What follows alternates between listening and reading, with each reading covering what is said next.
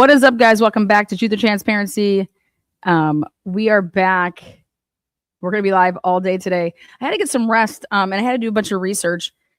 So I put in a ridiculous amount of hours, and I was like, I should probably rest. So welcome back, Idaho4, Battle of the Experts. There's two completely different crime scenes. That's the title of this episode.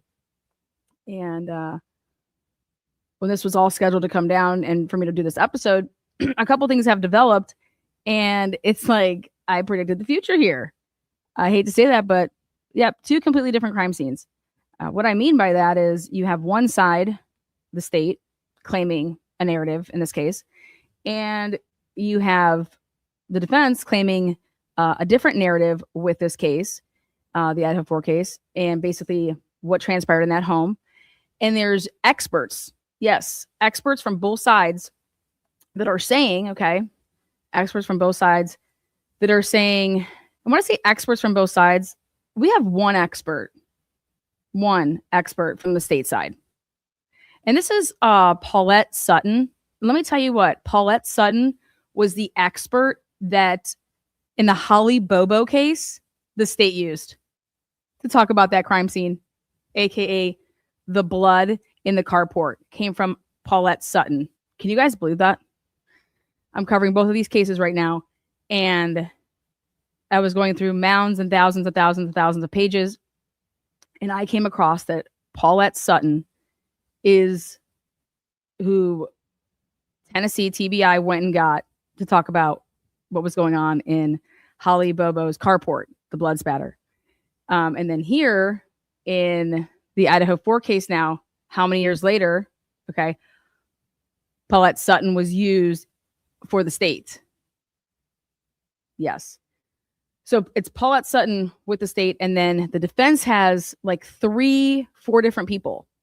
Because this is a complex scene.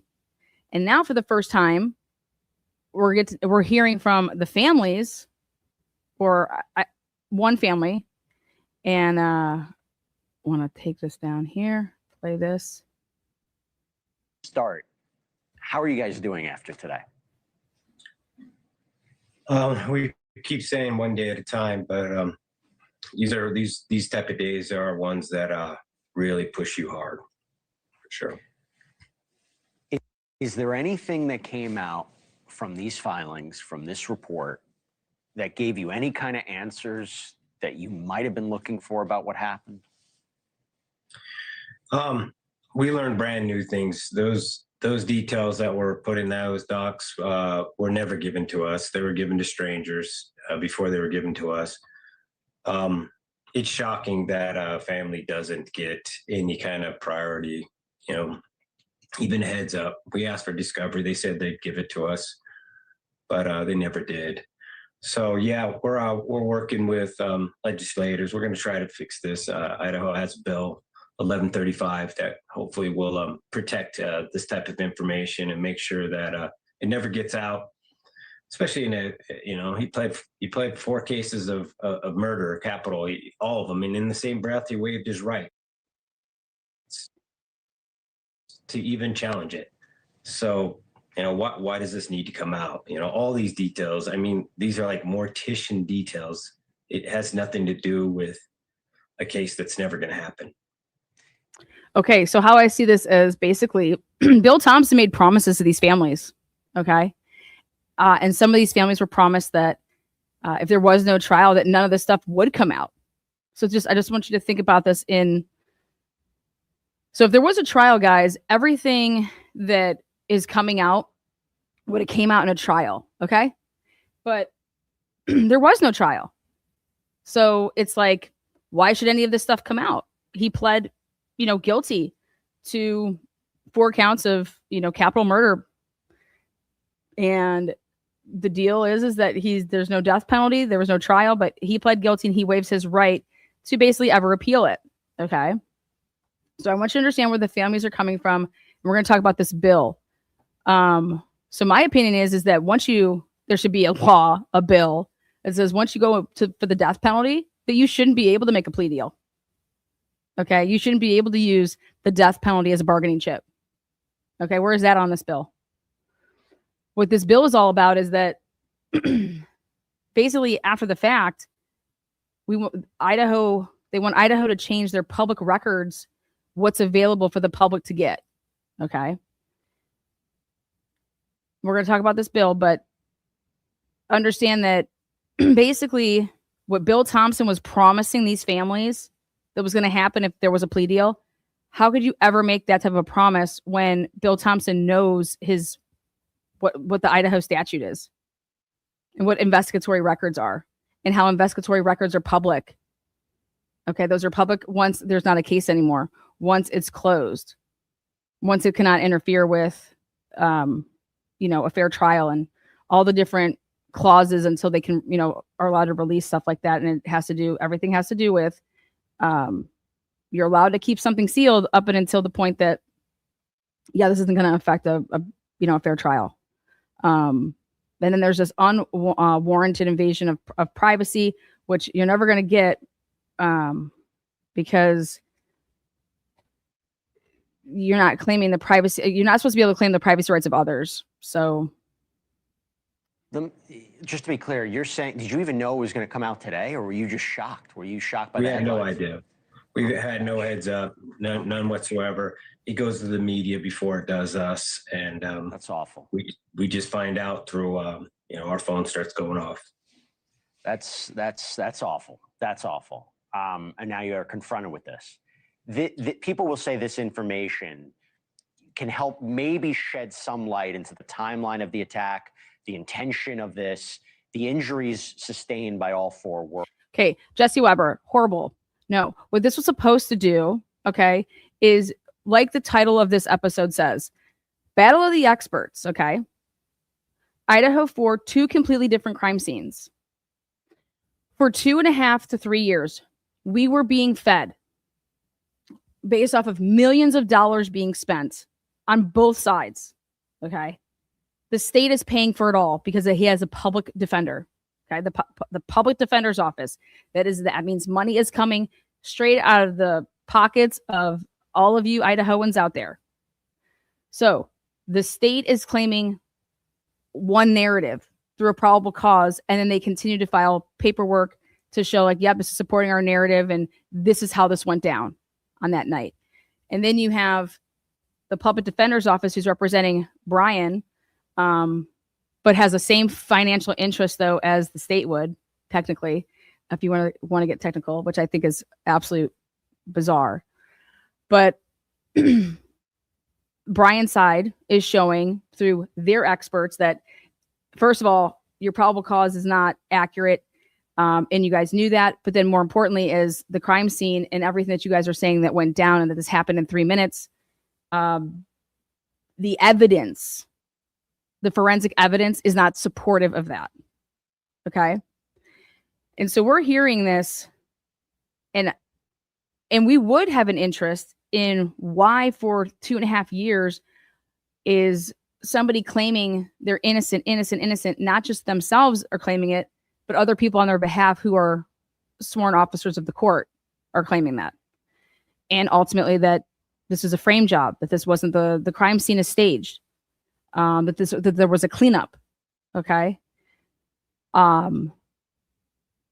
Just because somebody says at the 11th hour, okay, I'm going to plead guilty to something. People plead guilty to things that they don't do all the time. For lesser charges. For, hey, if you do second-degree murder, you're going to be out in 7 years.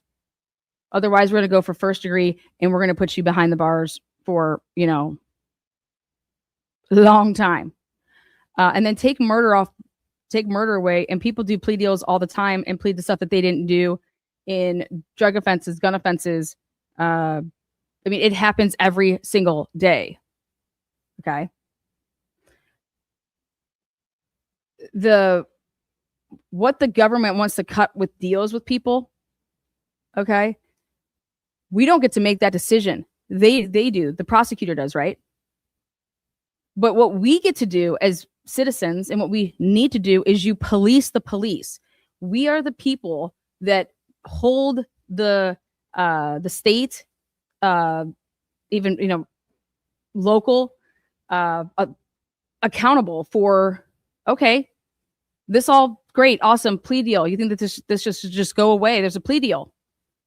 Okay. He said he did it. It's over. Okay. I care about our rights.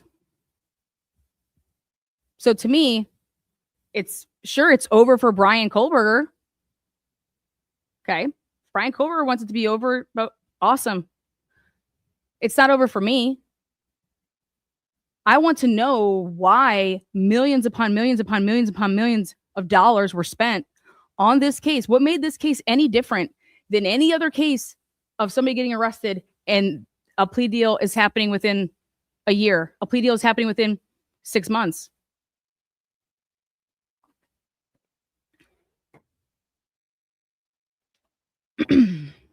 Why was this case different on how it was handled?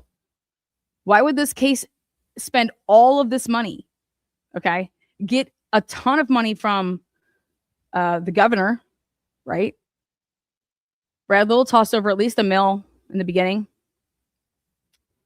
And then, plea deal. And now we want to push this bill so that, I want to know what expert would ever say X, Y, and Z. Okay. And for me to, here, you can just have the expert report. Okay. Okay. No. I need to see a little bit of the crime scene. I'm not asking to see the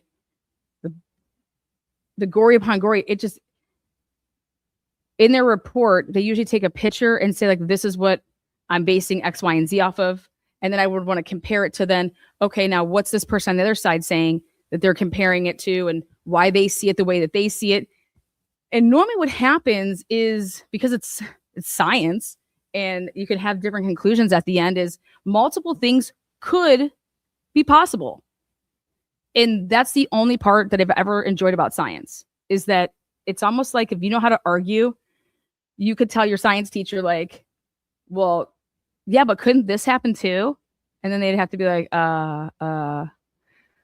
So that's the only part I ever liked about science, is because it's like, there's multiple ways to deliver a baby, right?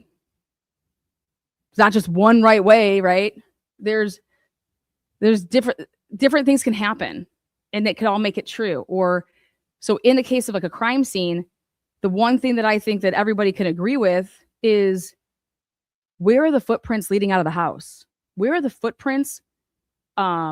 Drag marks, they're dragging their booty, whatever, their little things they had on their shoes, if they barefoot. Where is the trail? Where is the trail?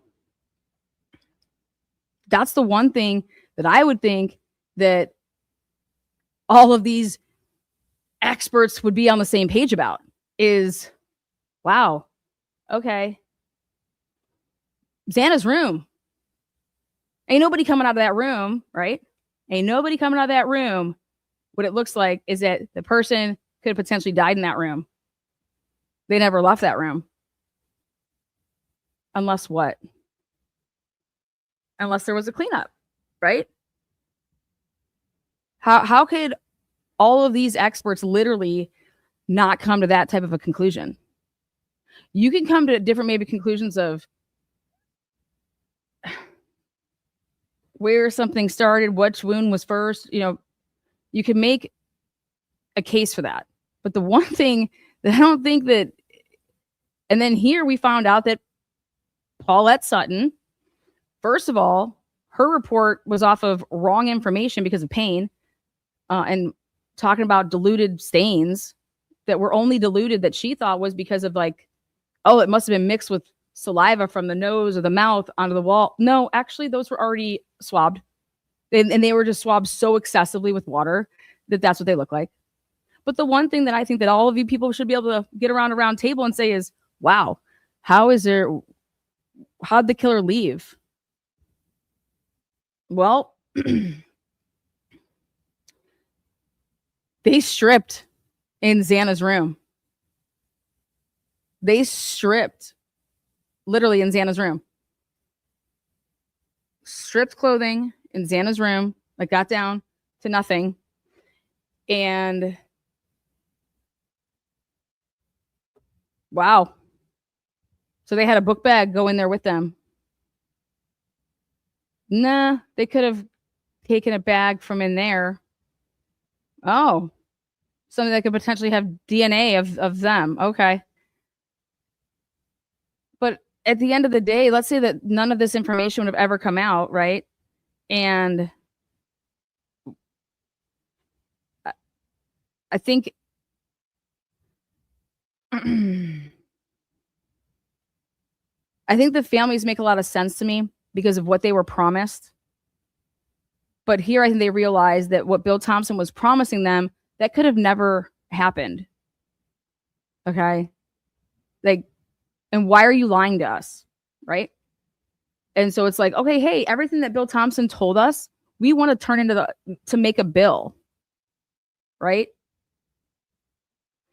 And I'm over here like, no, I just don't think cases like this, we can learn a lot more from cases like this for other people down the road that would ever be, I don't know, investigating a crime that happened. And, oh, hey, do you remember up in that Idaho case that this is what that person did, or this is what they could have done? And maybe we can consider that to help solve like another case. I get that the times have changed and that the internet's available and that things can be put out on the internet and talked about it.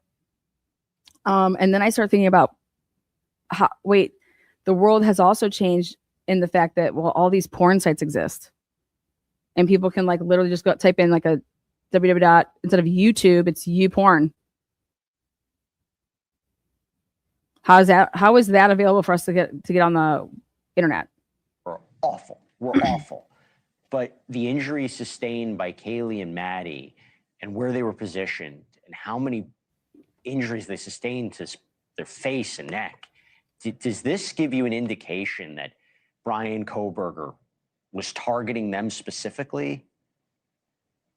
No, I think there's some timing advance records that kind of lead me to believe that it was another person that they were looking for. I mean, Matt might have been part of that, but there was two individuals. But I think all the fans. Okay, and then when I heard that, I said, well, I'll let the cat out the bag, as I believe that there's a potentiality that Steve Gonsalves is talking with Cy Ray. Like, when I heard that, I was like, oh, hot damn. I said, okay. His timing advance has been part of this whole big topic, which is if you didn't have Bryan Kohberger's timing advance records, right, then you could never say where he truly went. You could only use towers, okay? But if you did have Bryan's timing advance records, and they could take you back, the historical records could take you back, like they did with other people. How far can you go back and things of that nature? What really can you do with timing advance? And the lies that you want to believe of Ashley Jennings is absolute shit, okay? The timing advance records, if they existed for Bryan Kohberger, right? And depending on how far back they went with these timing advance records, which tells me, in my opinion, they most certainly went back up until when he got to Washington, because that made it in their probable cause when they were talking about the going there 12 times. And then there was a slip up, okay, in one of the documents, or maybe even it was just said by, it was in one of the documents, talking about then 23 times going past that residence, being in that area 23 times. And I'm like, you guys, being on the cell towers is totally different, okay? Being on the cell towers, okay, triangulation, okay, yep, that means your phone was pinging off of this cell tower that provides service in this whole area, okay? That you can't say that that's putting somebody at that. I mean, it's in 2026 right now. This reminds me of the Holly Bobo case. In 2011, those incompetent folks in that were part of everything to do with Holly Bobo, what they were trying to claim that cell records in terms of the cell towers could tell you back then was absolute trash, lies, craziness. Okay. Especially if you actually go and look at the Anand Syed case, when AT&T came out and said, listen, if you're trying to use this on incoming calls, it is so unreliable with the incoming calls. You really need to look at the outgoing calls of the device when you're physically making a command with the device versus if it's coming in, because of it's inconsistent, and nobody should be using those in court unless you're explaining all of that. Okay. Then you go to this case and it's like, all right, again, here we're using, we're going to take the cell towers and dump them, meaning we're going to be able to tell every device that's on that tower from 3 to 5 a.m. And let me ask you a question. If you truly believed that the killer would have come into that area, okay, without their cell phone or without it on, right? Then you already know that you're not planning to find it in the cell dump from 3 to 5. Because that's immediately what I would be thinking as an investigator, that, dude, whoever did this, why would they have their cell phone on? Okay. They're not going to come with their cell phone. So we're going to get a tower dump to say, hey, we're looking to see what cell phones were active and being used in the area at that time. Is that truly what you're doing? Because really what you're trying to do, in my opinion, is to see who isn't on the cell tower dump that maybe should be on it, right?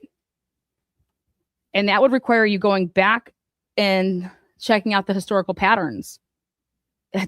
You can't just go and get the cell tower dump from 3 to 5. That's not going to tell you who should normally be on it or who we're not seeing on it and what their normal activity is on it.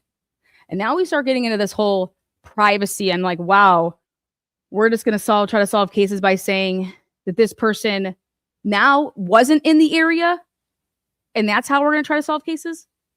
Because this person wasn't in the area and they should have been.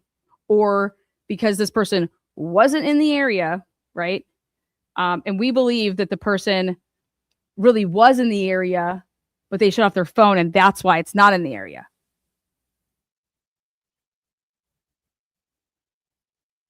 So there's a lot of what? Like, okay. And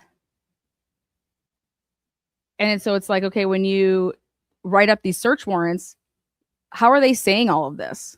They're not saying it like that. They're saying, hey, we're just going to write it like this, and we're going to get everything that we need.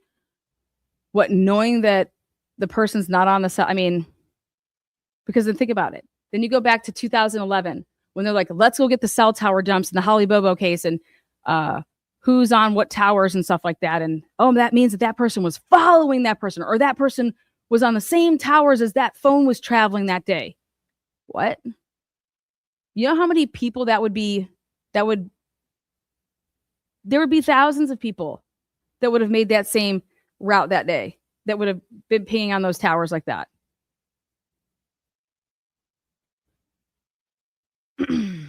Also, in that case, it's a whole other deal with us when you talk about staging a crime and what time it truly occurred. That's what's going to come out in the Holly Bobo case, is what time did that really occur where Holly was harmed. But that kind of holds true with, then you go to the Idaho4 case. What time did this really happen? Why are you only concerned with the timing advance records from 3 to 5? What about 2 o'clock? What about somebody that would have gotten to the area before that time and then shut off their phone?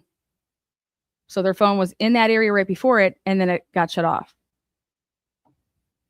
So what Steve's talking about, that these timing advance records are basically saying that it's like you have to be talking about Brian's timing advance records. I'll tell you why right here. There was 2 individuals. No, I think there's some timing advance records that kind of lead me to believe that it was another person that they were looking for. Okay. So what he's saying there is Brian's timing advance records. It was Brian was actually going to go kill somebody else. Y'all, did you hear that? Brian's timing advance record showed that he was interested in somebody else, not even at that house, looking for somebody else. And maybe this person, Maddie, would hang out with this person. You want to know how you would think that or know that or come to have that type of, you have to be looking at Brian's timing advance records. That's not how I take that at all. Well, I'm telling you how to take it because of a source. Okay. I'm telling you how to take it. Listen to what I'm saying. If Steve Gonsalves came to have now in possession of Brian's timing advance records, or were told about Brian's timing advance records and what they truly showed, for him to be saying what he's saying right now, that's what that tells me. Me to believe that Targeting them specifically. Listen to the question. Brian Kohberger was targeting them specifically. No, I think there's You some. just hear that. Does this lead you to believe that Brian Kohberger was targeting them specifically? Okay.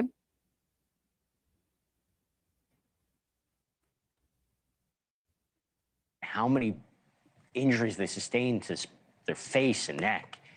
Does this give you an indication that Brian Kohberger was targeting them specifically? No, I think there's some timing advance records that kind of lead me to believe that it was another person that they were looking for. I mean, Matt might have been part of that, but there was two individuals. But I think all the fans.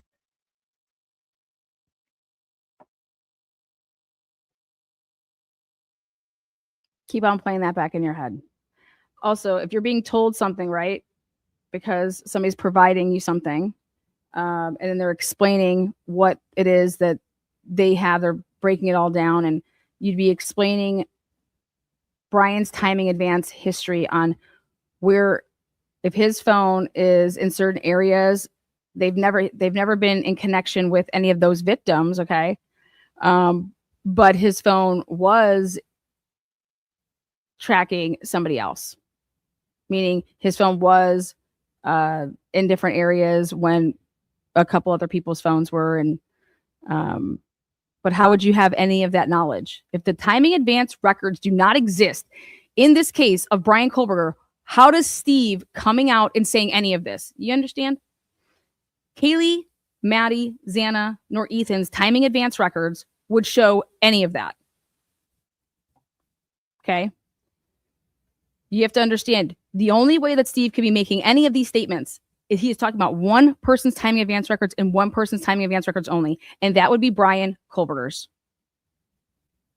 Because you would then, Brian Kohberger's timing advance records is the only source that could possibly give you this to be able to say what you're saying.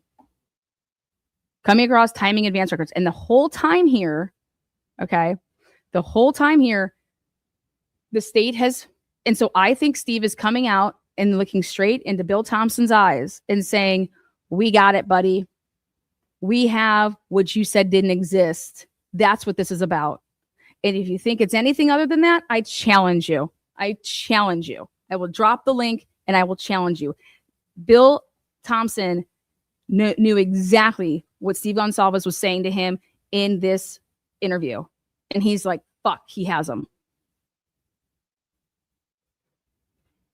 He has them. He's seen them. He has them. He's got them. He's talking to somebody that does have them.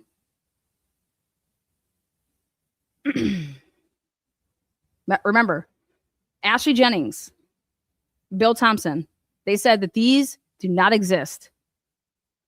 Ashley Jennings wrote an affidavit talking repeatedly, and then Nick Balance was going to come out and say that, what, you're going to lie, Nick Balance? You going to lie? You going to risk your career? Well, I think you already did, but say that under oath.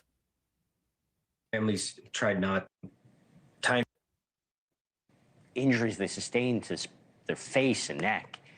Does this give you an indication that Bryan Kohberger was targeting them specifically? No, I think there's some timing advance records that kind of right there.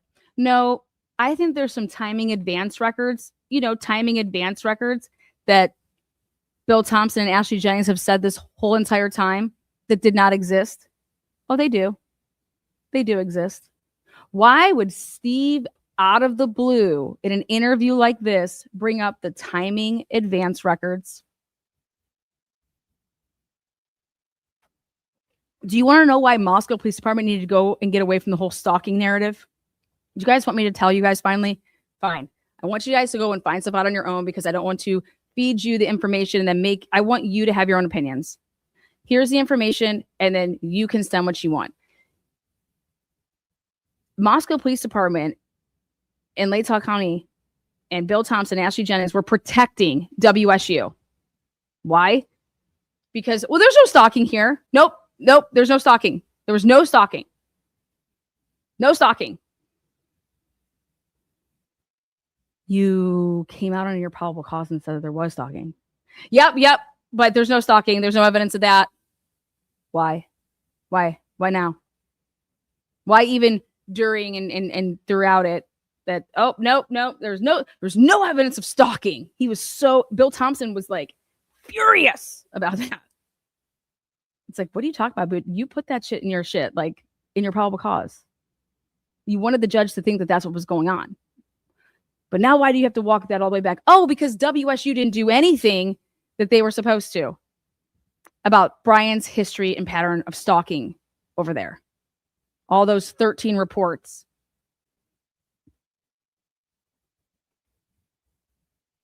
It's coming. I am here for it. The explosion is coming. This is a war time. That right there is to Bill Thompson and Ashley Jennings. Timing advance records, yeah. The ones that y'all said didn't exist for Bryan Kohberger? Yeah. lead me to believe that it was another person that they were looking for. I mean, Matt might have been part of that, but there was two individuals. But I think all the families tried not to go down a road where we blamed each other, or we tried to say one person's kid was more responsible or had a role in this or something. Okay, and what he means by that when he's saying had a role in this or anything like that, it's talking about whose kid was basically the target, and then it led to the other kids basically it was collateral damage because they just happened to be there, and that's why they were killed. But it was never intended to, like, I remember Kaylee wasn't supposed to be there, right?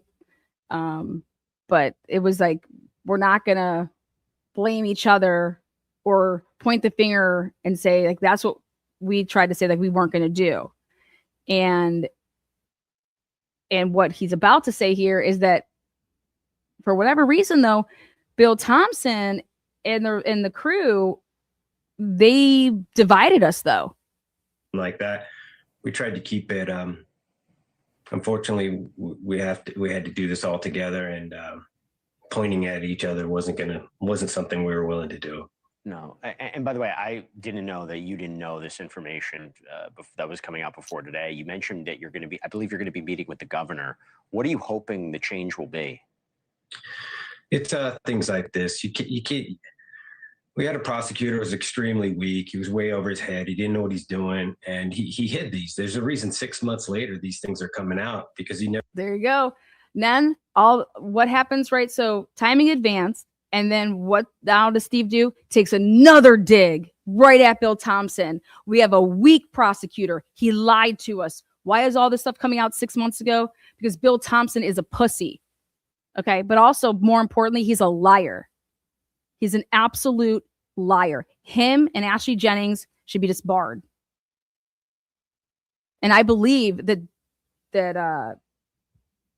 not only Are they going to hold WSU accountable? Obviously, they filed that. They're going to come knocking, start deposing Ashley Jennings, start deposing Bill Thompson in that big WSU suit. Why is it getting kicked up federally? Oh, because they're going to try to keep as much of this out of the public. That's why it's going to go and be kicked up federal. Why? Because none of it can be shown on television. Never would have had the support of this community. The prosecutor was extremely weak. He was way over his head. He didn't know what he's doing. And he hid these. There's a reason 6 months later, these things are coming out, because he never would have had the support of this community if these would have came out and said, hey, I'm going to go make a plea deal with this guy, and I'm not going to get the details of all the surroundings, you know, the when, where, what, and how you did this.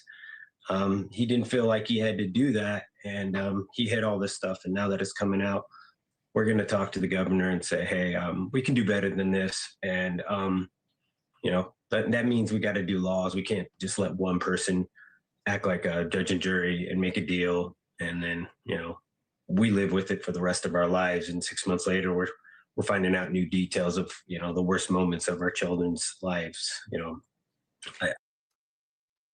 Okay, so this is all that I have to say.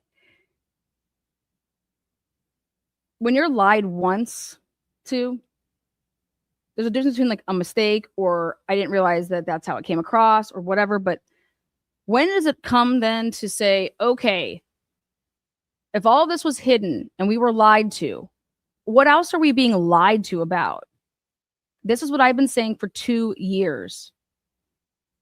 He's not mad at the wrong people. They all work in cahoots over there. He's not mad at the wrong people. You have to go about things in a certain order legally. Trust me.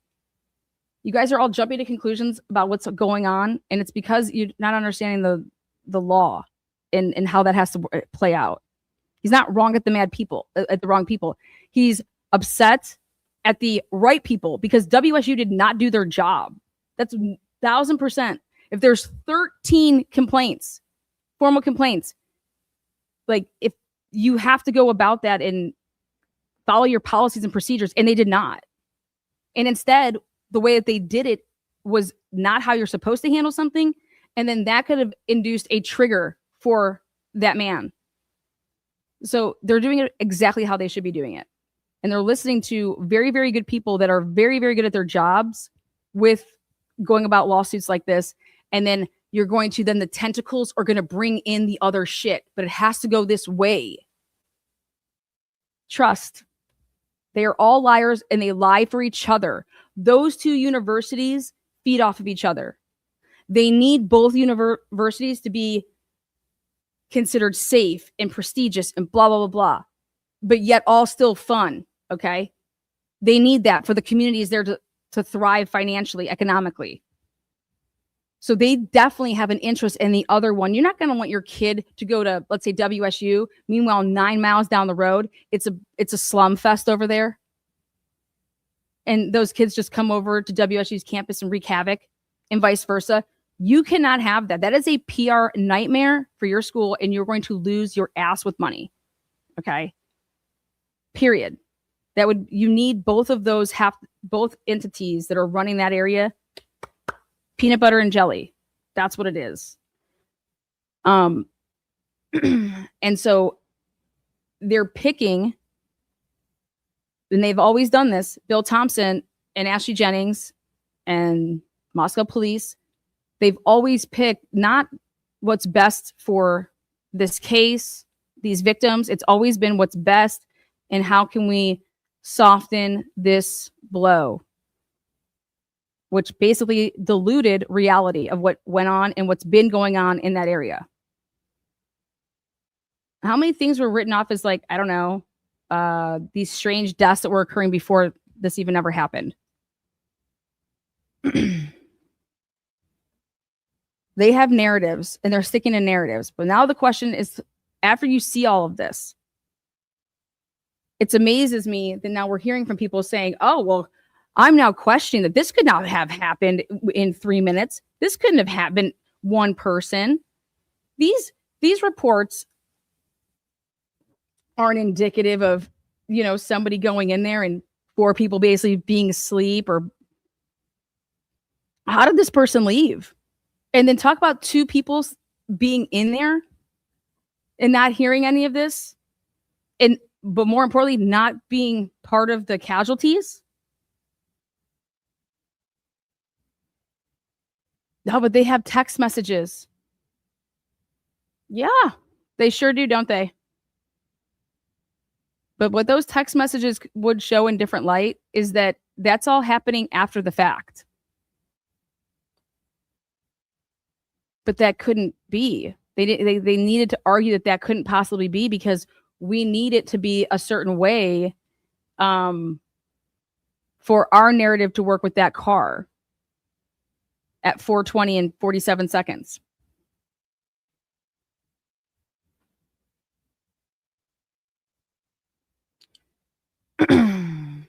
Dana says, "Oh, Lana, it's finally getting good. Way to go." Yeah, I'm praying. I'm praying that Steve Gonsalves in some way has gotten his hands on Bryan Kohberger's timing advance records. That's what he's talking about. Otherwise, guess what? Maddie's, Kaylee's, Xana's, Ethan's, they could not tell you. They could not tell you what Bryan Kohberger was doing prior to the murders. Their phones can't tell you that. Does we understand that? Only your phone could tell you where you've been in the past 6 months. Only your phone could tell you where you've been the past 6 months. Not his daughters. Not Maddie's. Not Ethan's. Not Xana's. And what should have happened is, if you can't connect Bryan Kohberger to any one of those victims, right, or the survivors, who can you connect him to? Meaning, if you look at his timing advance records, what other phones that belong to other people in that area was he linked up to? Was he in the same proximity with on like a pattern? That's what Cy Ray did in the Monica Simontelli case. That's what Cy did. He was able to take Monica Simontelli's phone, that dude that she was banging that, you know, did the crime, and then with the guy that he did it with, he goes back over into Monica's movements, takes that both dudes, and he places them and puts them in different areas together.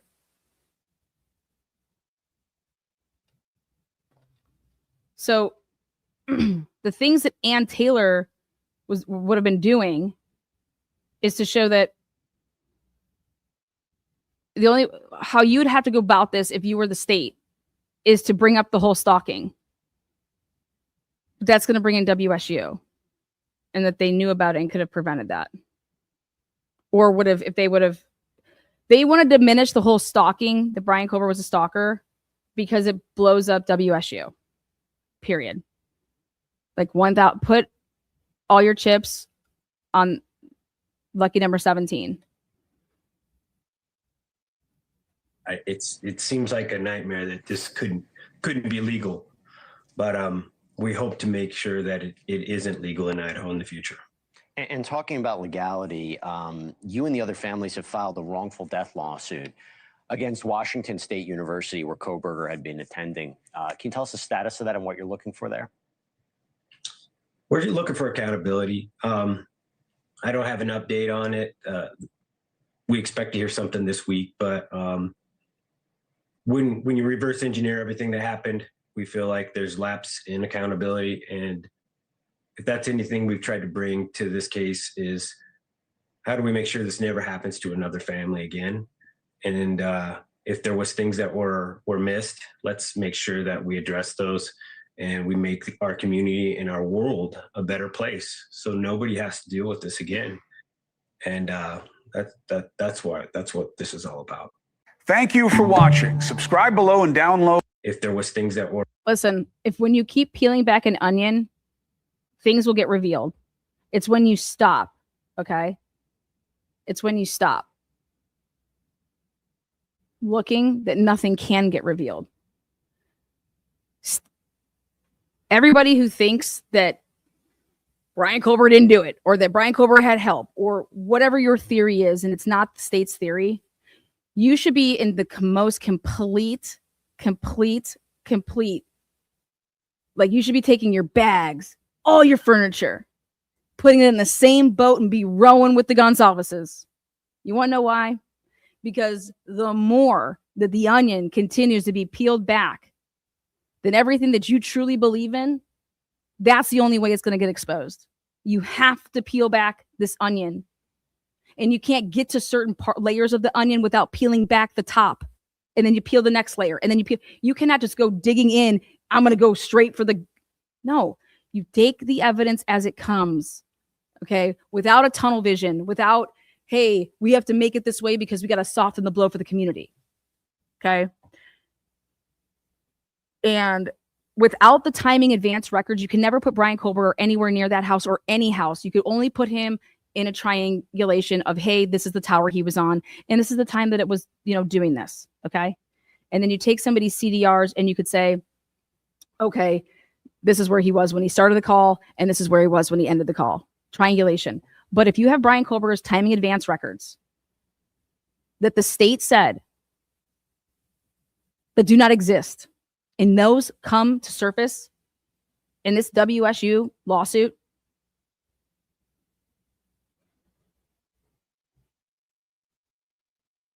then what are you looking at? You have to be prepared, and it's like this. The families, I believe, would have had to have had this conversation, which is, we're prepared for anything that comes about from this. And that could the potentiality there would be that Bryan Kohber, attempts to try to appeal this, right? Or just goes straight to a habeas.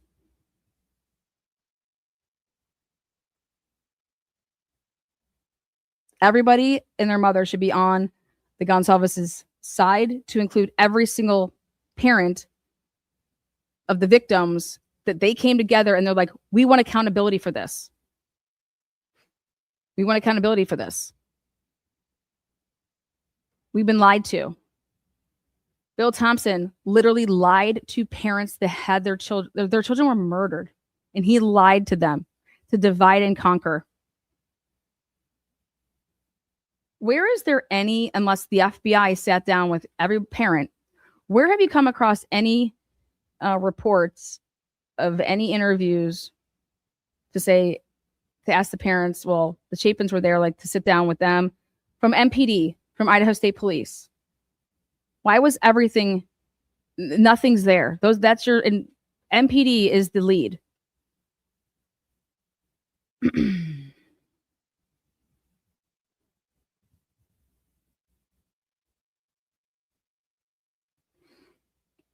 Well, Pumpkin, I don't know how you can say that if I like or don't like somebody. I talk about, if I don't know the person, I don't know them to like them or not like them. I can have a different brain than they do. I see it differently. That's it. I see something differently. But to say, like, I don't like this person, I don't even know that person. That's the only thing that I don't get when someone says, I don't like them, or dude, do you break bread with them? Have you ever talked to them? In a clip to say that I don't like somebody or do like somebody, I would look like a fool. And I could look like an absolute fucking fool. And I think that anytime somebody says that, that's what it is to me. Like, how do you like or don't like somebody? You don't know them. I don't have an opinion on that.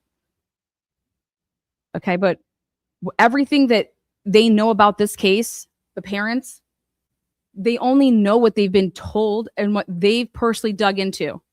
And also, you're going to have blinders on as a parent in this situation. You want to believe that if they're being told my kid didn't suffer, I want to believe that. You think I want to be like, no, you're lying? But now after what these pictures show, right? I would be like, these sons of bitches, they told us X, Y, and Z, and this is not how any of this could be shown as X, Y, and Z. And the media out there has done nothing to help these families. Nothing. By what they did for 3 years, and that's why I don't understand why they continue to talk to people that pushed the state's narrative for them. The state's narrative was pushed so much and diluted so much over the past 3 years that everything that's coming out now, it's like It's ridiculous. If they would have, if mainstream media would have covered this case fairly like they're supposed to do, and cover the docket like it's coming in as they're supposed to do, we wouldn't be where we're at right now. I think we would have actually had a trial. The media can take all the blame that you can't put on the two universities and the cops and the investigators. Period. The media did that. No favors. No favors. None.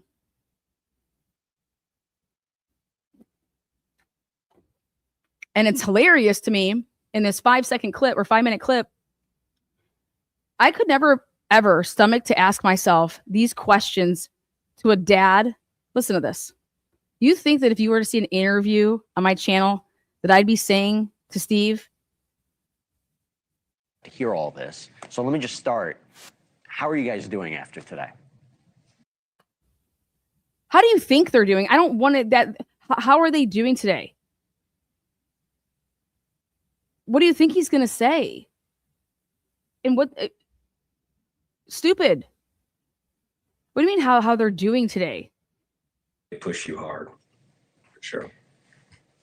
Is there anything that came out from these filings, from this report, that gave you any kind of answers that you might have been looking for about what happened? We learned brand new things. Those details that were put in those docs were never given to us. They were given to strangers before they were given to us.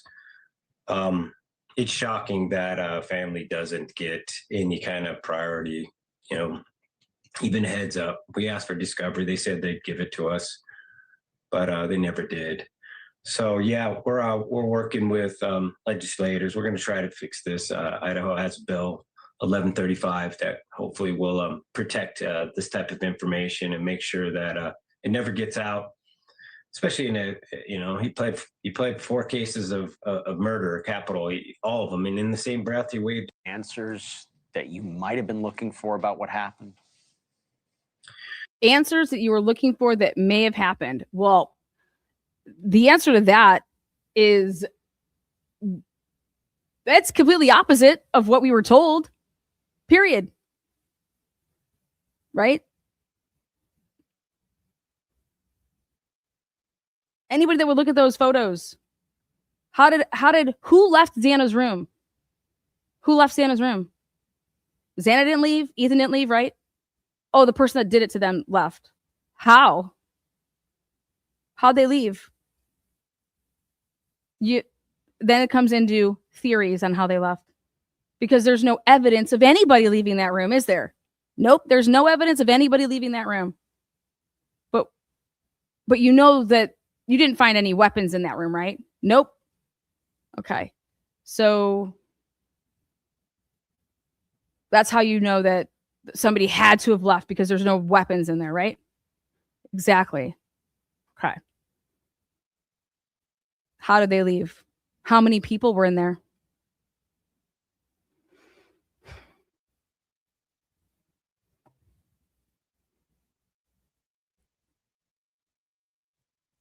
Okay. Go upstairs. What happened in that room? How'd the person leave?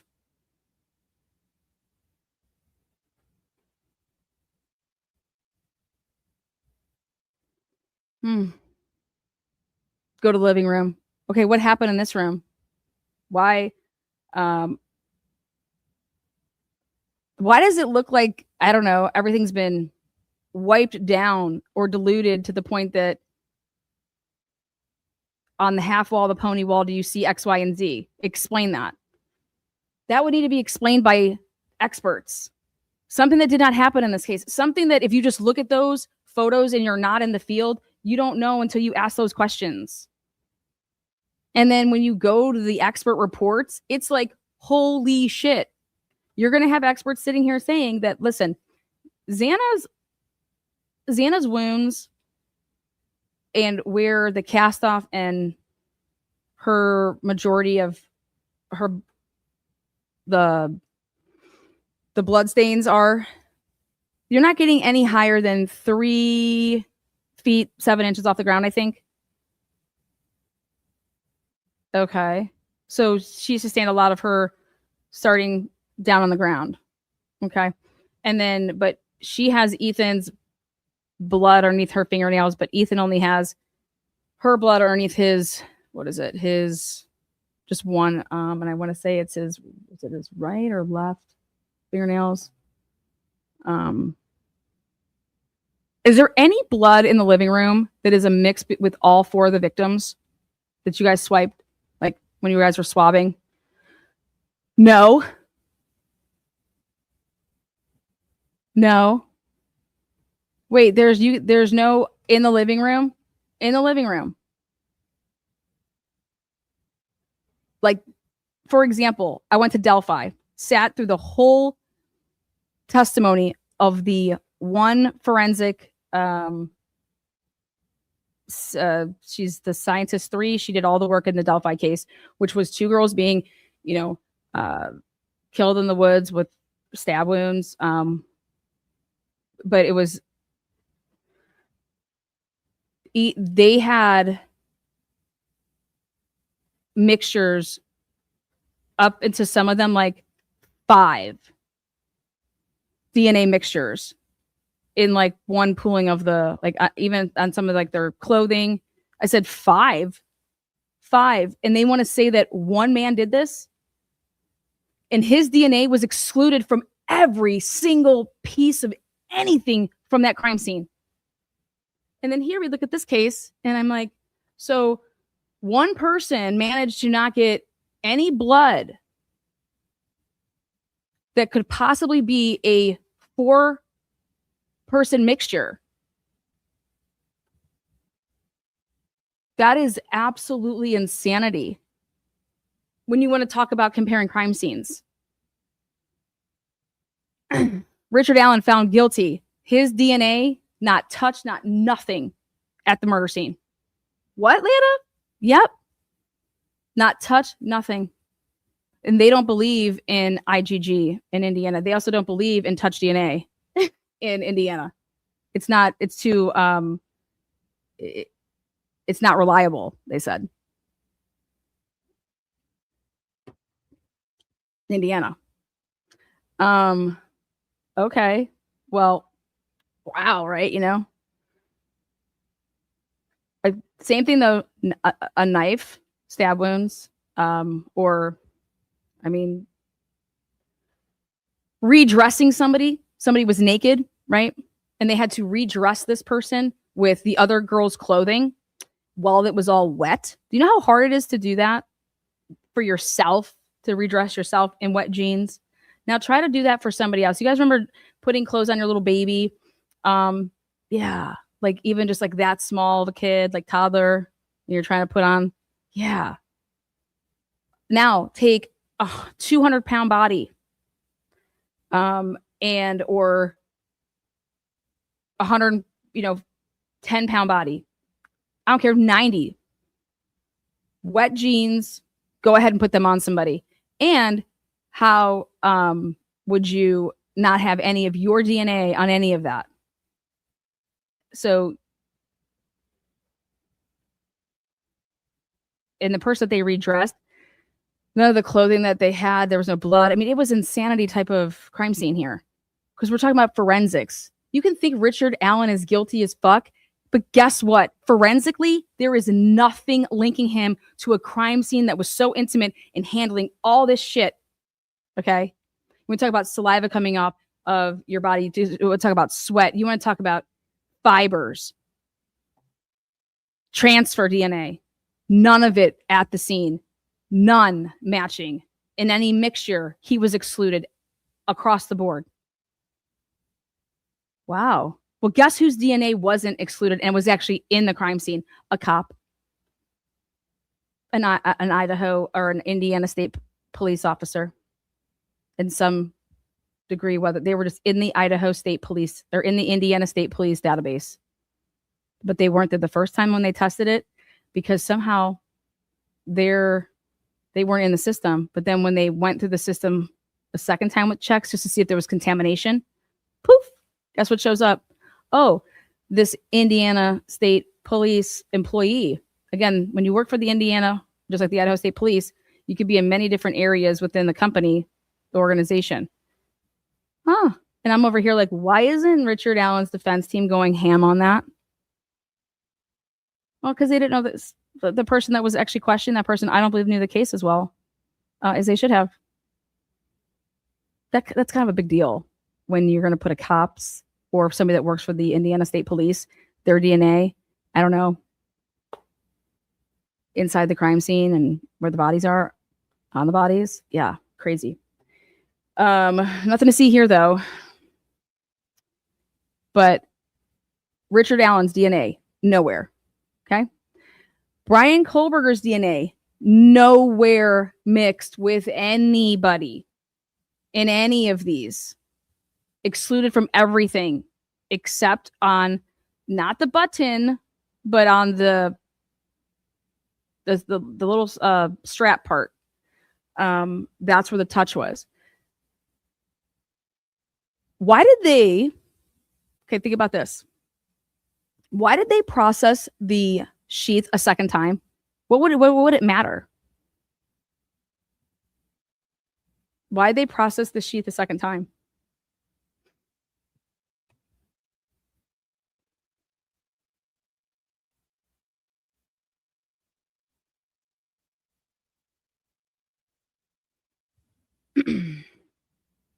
Also, when you look at the sheath pictures, how come there's only just a couple? And why is there, for as many, strikes and blows to both, is there only one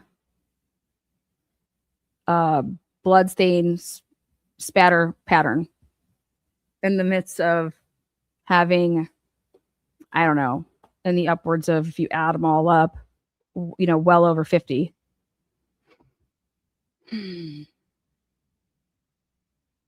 Correct, and that was a lie. The PCA said the button snap. Yep, and they, if anybody reads the paperwork, not the PCA, that is not true. In fact, let's talk about this then too, since we're going to talk about a report here. Take a look at this report.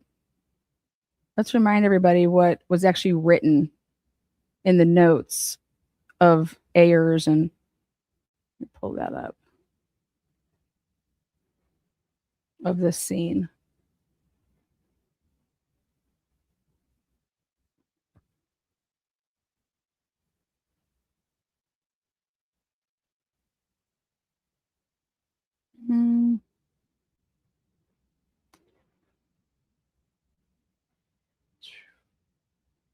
You guys know how many tabs I have up right now?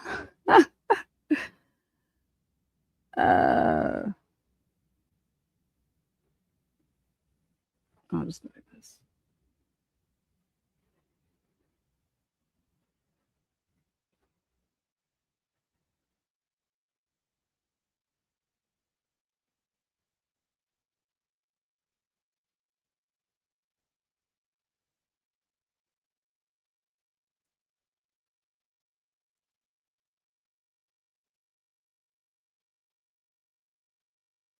Too many tabs.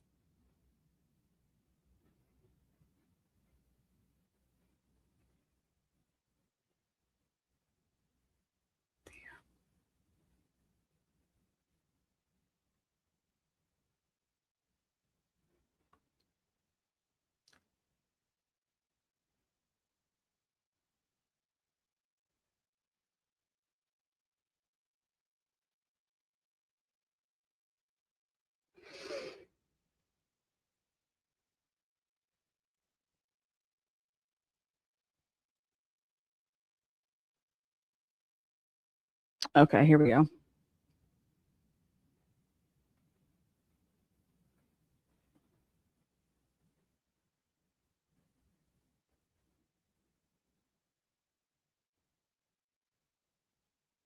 I only cared about the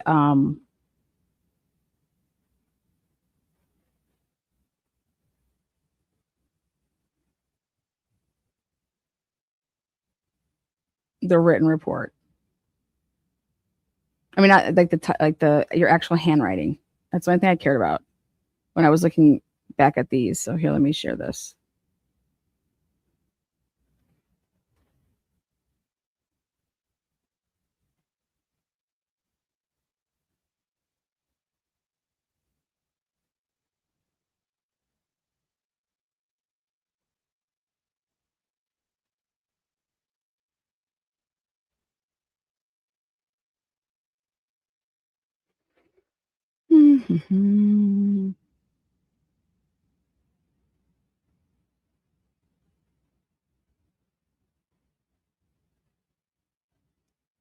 Here we go.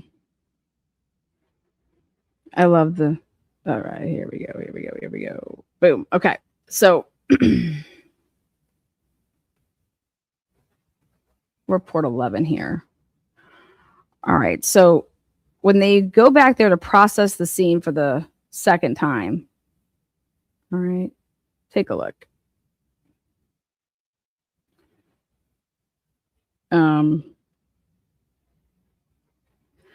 Okay.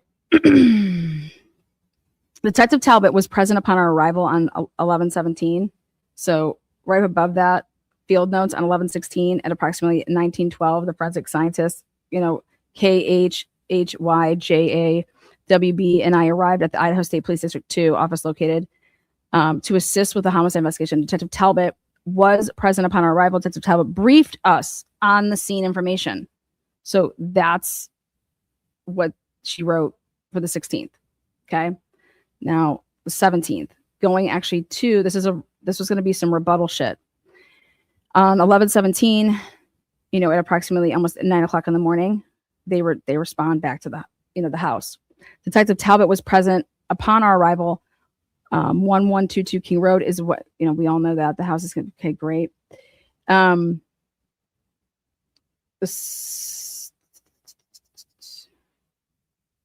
Whoa. So they go back in, and when they go back in, Hogan performed presumptive tests for the presence of blood on 61 areas from the scene. Okay. So when they go back in, Hogan and Detective Talbott placed markers for all of the stains that were previously labeled. Okay. And collected by ISP detectives. So ISP detective D2 markers 23 through 46, 48, 49, 59, and 60. An additional 21 stains were marked and collected. Okay, because this is like the processing of the scene a second time. This is when they get into like renaming shit. Now, Hogan performed presumptive tests for the presence of blood on 61 areas from the scene using OT. That's what they use. And so she specifically talks about this. And so keeping track of all of these, so north wall of stairway. So they didn't, so like markers 23 and 24 and markers A, B, and C. Do you understand that these were not tested at all on 11/13?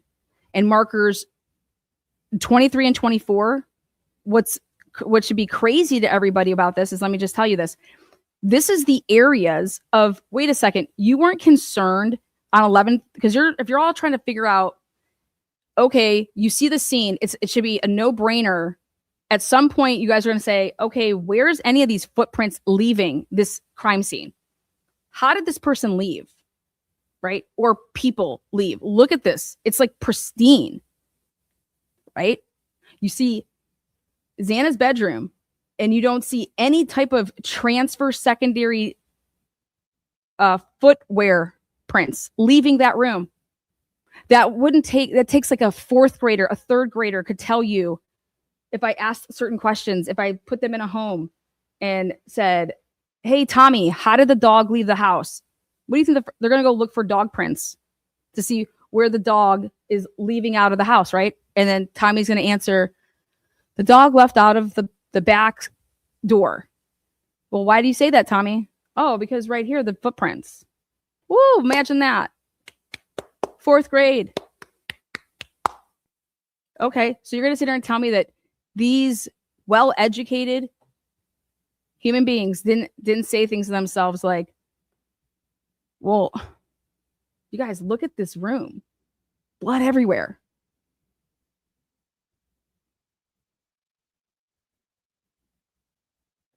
Where's the blood leaving? Shh, don't you ask that question. That has to be crazy. I mean, that's just a common sense question to ask oneself. But hey, they didn't seem to be too concerned about it. Because this should have never been tested day, what, on 11/17? But here, look at half wall of stairwell. And I'm like, oh my God. Like everything to do with the living room / going down the stairs to go out the front door. So when you look at all of this shit, right, they go ahead and, hey, let's just see if this is, and I'm over here laughing in a way because I'm like, what do you mean you need to see if we're going to do presumptive tests for the presence of blood on these 61 areas? Really? What do they look like to you? Wow, I'm just shocked that you don't think that it's blood, but whatever. Out of those 61 areas, all of the other stains that were positive, indicating for blood, and some weren't. So we're going to get to this part, which is, well, then hold on. All right. Do you guys see a date here? Nope, no date, no date. I photographed the approximate size and location of bloodstains and or groups of bloodstains in the second floor west bedroom and the third floor east bedroom. In the second floor west bedroom, bloodstains AA through AG were documented. In the floor east bedroom, those were documented, right? Youngley and I processed the following areas with amido black. So this is where the information is coming from. When someone says, how do you know that was processed? And when do you know that it was processed? Right here. And this is what they used. The upper hand railing between the first and second floor hallway, leading to the second floor, the west bedroom, second floor, the west. And then, so listen to all of this. Then we start doing it all on the floors. So upper handrail between the first and second floor, the hallway leading to the second floor west bedroom. Okay. Second floor west bedroom floor, second floor west bed. Why would you need to do any of that? Why are you doing that? Because did you guys say to yourselves, what we've been saying is where did this person leave? How did they leave? Where is this trail? Yeah, that's exactly why you're doing this, right?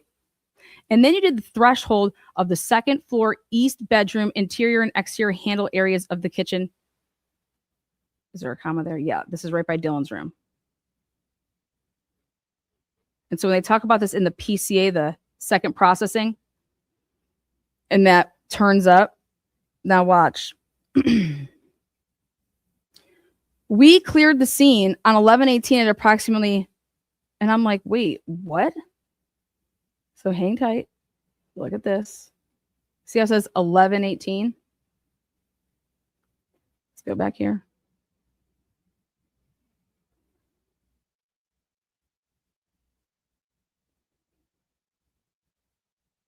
You see this? On 11/17, so at approximately 9 in the morning. Now, when's the next time do you see notes in here saying that they were done? They arrive. The second floor west bedroom had a few belongings. A bed was in, so in the third. So where do you see that it says, okay, hey, here you go. See that Liz Q imaging system? So this is where the Liz Q imaging system began. Ayers took photographs of the scene using the Liz Q imaging system. I photographed the scene for overall location, identification, and condition. Okay, look at.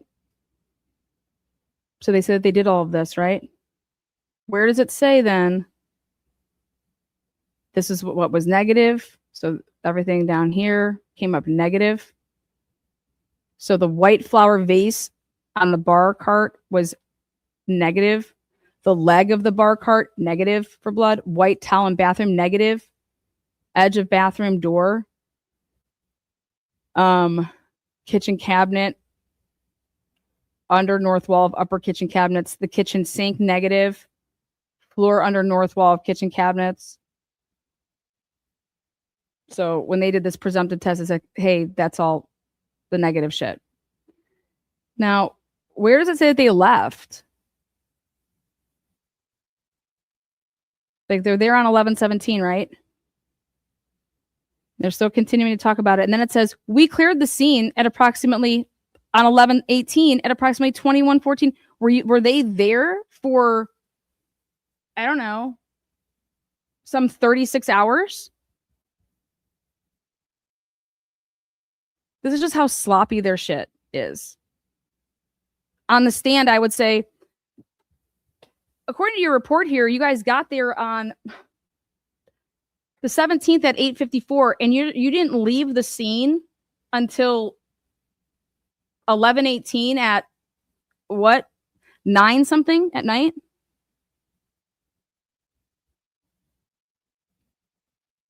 Just to show how sloppy their work is, you would show that. Now, we'll continue. Was that just was that a typo? Was it that you cleared the scene on 11/17? Because all evidence was then turned over to Detective Talbott on 11/18 approximately. Was that also on 11/17? We transferred the digital images, including the Liz Q imaging system, to Detective Talbott on 11/19. And then now, so what day did you process then? 11/18 at approximately 19:34. So is this why I was totally confused to say, wait, how are you processing the house and processing you're going to leave the scene on 11/18 that you're processing to go and get into Eric Gower's car? You see that? And you guys did it down on 709 West Palouse Drive. Do you see why I'm over here like, wow, how did that happen? That date, 11/18. When did this happen? After your 36 hours that you worked straight? Yeah, that's what I thought. Okay. Now let's come on down to her written work. Okay. Let's come on down to this amazing. Yeah, here we go. So I say, hell with all of that written shit. Okay, they can't they can't type up a report to save their lives. Let's go to the actual crime scene response written work. Yes, Lana. Let's do that. Well, 11/16. Now look at this. Dumpsters worked through already. House trash cans also worked through. You see that? They are saying that they went through all the trash cans at that property. House trash cans also worked through. But you didn't. Now, does that include the back patio? Per Detective Talbott, second floor bathroom trash contained latex gloves and tissue with drop of brown or with drop of blood per Talbott. Well, was this tested? I mean, this is significant. Like, so again, this is her receiving these notes. I mean, because I wanted to find all about the latex tip, these gloves, the latex type gloves and tissue paper that was in. There's a drop of blood per Talbott. Where is it? Was it tested? Where'd this go? Why are there a pair of latex blue gloves and there's no box for it? There's nothing. Like, where did they come from? So this is what you do, just for the record. When you go into a crime scene, you have somebody that's recording in real time and writing all the notes down. Then you take the notes and you type them up. Okay? That's how this works. So this is being done in real time. And I'm just like, well, nobody thinks it's weird that latex gloves, blue latex gloves, are found in the trash can, in the second floor trash can, and there's tissue. There's tissue has a blood drop, and they processed that whole house, and they didn't find the box of where the gloves, the latex gloves, came from.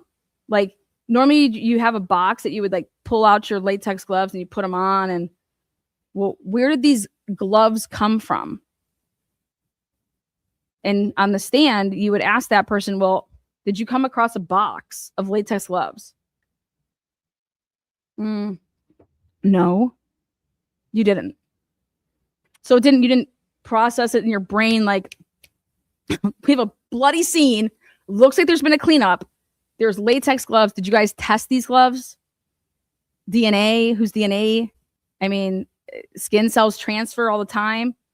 And you don't think to, oh my God, the inside of the latex gloves.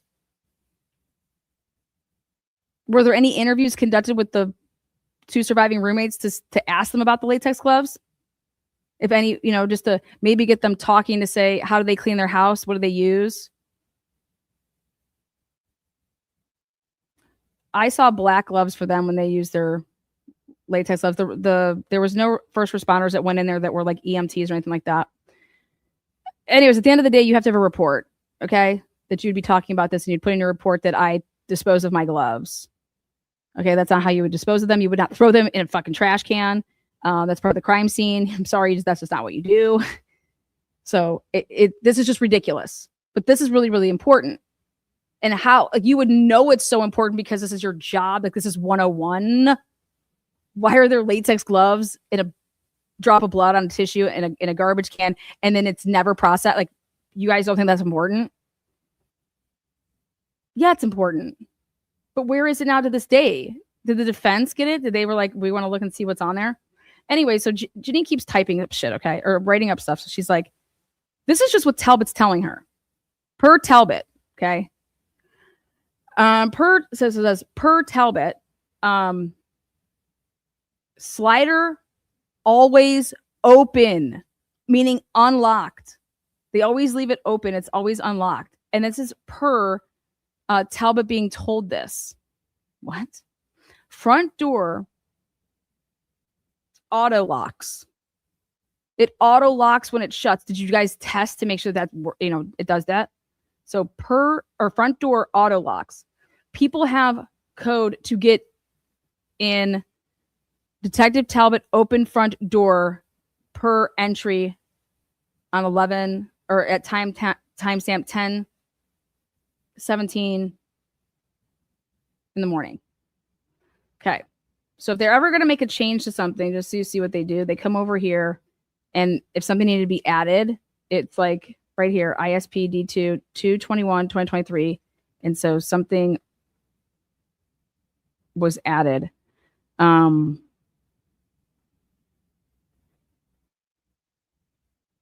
Because you have to go and initial it. All right. So check this out.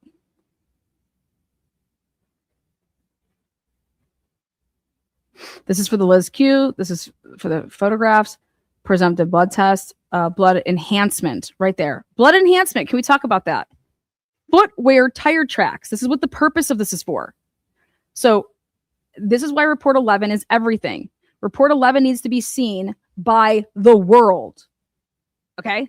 The world needs to see this report. This is what they went in there for.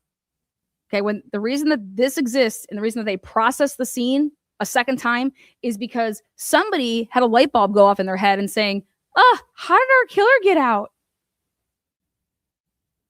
I don't know. Well, this is a very bloody scene, and we got to kind of figure that out, guys. Okay, let's go back and process it. So that's why they went back to process the scene a second time. And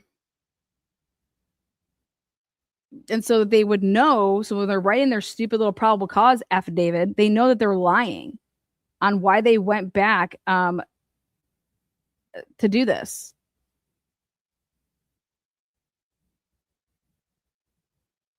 Why did you process the scene a second time?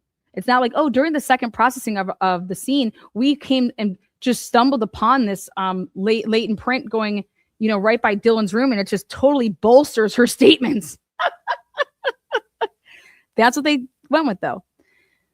So here's where they're marking what picture numbers they're starting at. So 3374 to 5890. So 3,374 to 5,890. Now there's something like 10,000 Liz Q imaging that exists. Okay.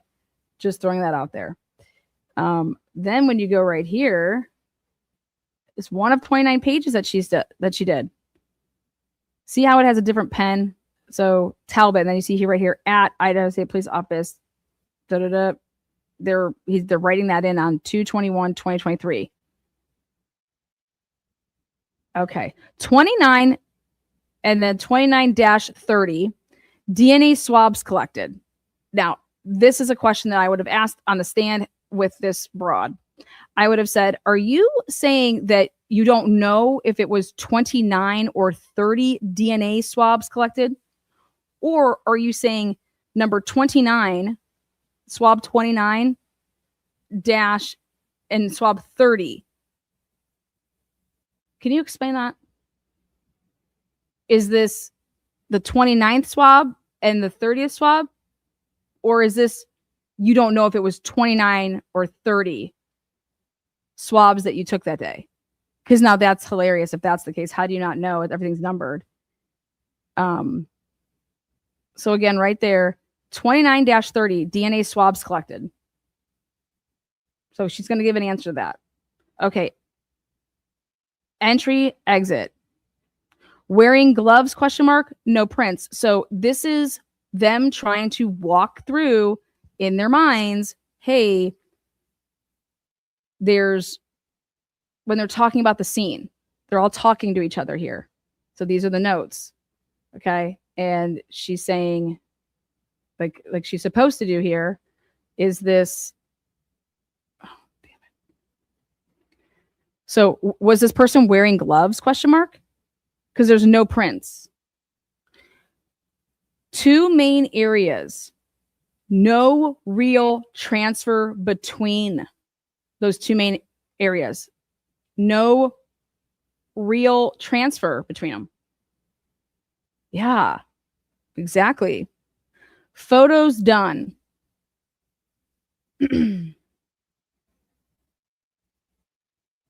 Before and during movement of victims. Pre-post videos. 3D scans. So she wants us to understand that when they were doing these photos, they were taking the pictures of before, and then during the movement, if they were moving anything, and then if it was a person, they were, during the movement of victim, like everything was documented, they're saying, in terms of what it looked like every step of the way. And they did pre and post videos. Second scene, torn apart. Transfer may be due to detectives.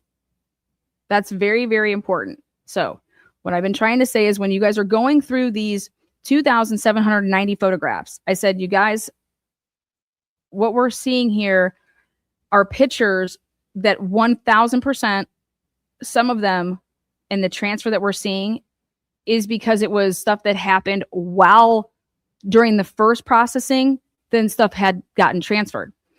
And so it would behoove the person that was like Paulette Sutton, who's the expert. What pictures were you giving Paulette Sutton, okay, to make her, how she was drawing her conclusions? Because they most certainly gave her pictures that she did not know that there was diluted blood stains because of the fact that they had already tested those. Poor Paulette, right? Paulette Sutton was the expert that they that Holly Bobo case brought in. Idaho4 brings in Paulette Sutton. I said, shut up, you can't make this up.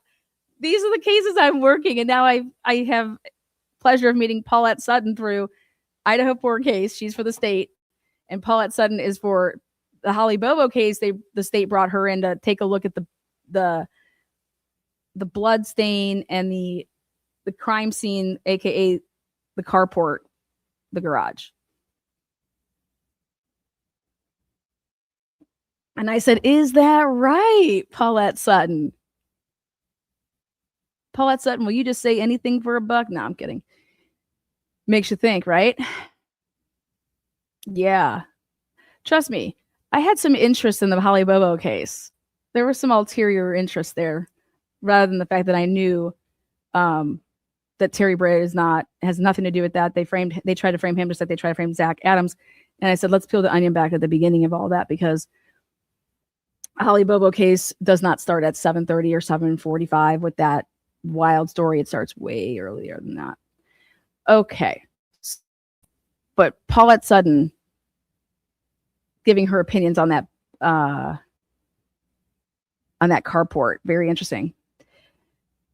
Because clearly her opinions of what everything can mean matters. All right. And all she did was look at it from pictures. She wasn't there like that day or something. Now, so the tri-level, second bed, so like on the third level, she means second bed and bath, each floor, kit and living middle. Scene still locked down with officer posted. Talbott showed us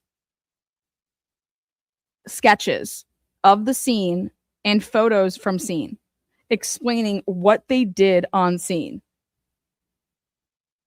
So basically, you would ask this person, when you arrive, when did he do all of this? Is it to show you like this is what they did the day before, like when they first were there, and then so you could then point out like, or note not what to take photos of, like, because if you're just re-photographing everything, what was the purpose of Talbott telling you anything? She says, no serious search away from scene, from blood trail, staining chemicals approved by Talbott. What? So listen to this. They are telling us that they did no serious search to try to find any blood leading away from that crime scene.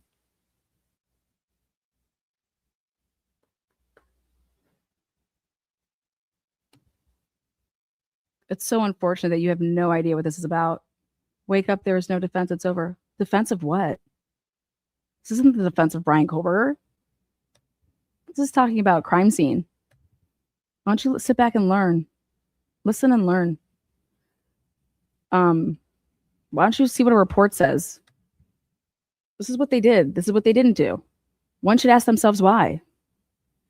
Okay, so again, no serious search away from scene for blood trail. Now, the only way that you can search for a blood trail is you have to start like at the scene. You can't like go out in some random area and be like, okay, let's see if we can find where this leads to. No, you have to start from the house in the exit points and try to like, work your way out.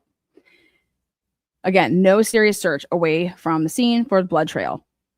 Staining chemicals approved by Talbott. So everything that occurred, then that's supposed to be like period after blood trail. Staining chemicals approved by Talbott. So Talbott said, when we go in there on this day, he's approving everything and how they're doing it.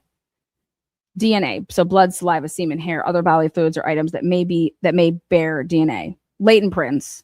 Firearms related. What are we talking about here? Firearms related. This scene you're marking down that this scene could potentially have firearms or be firearm related.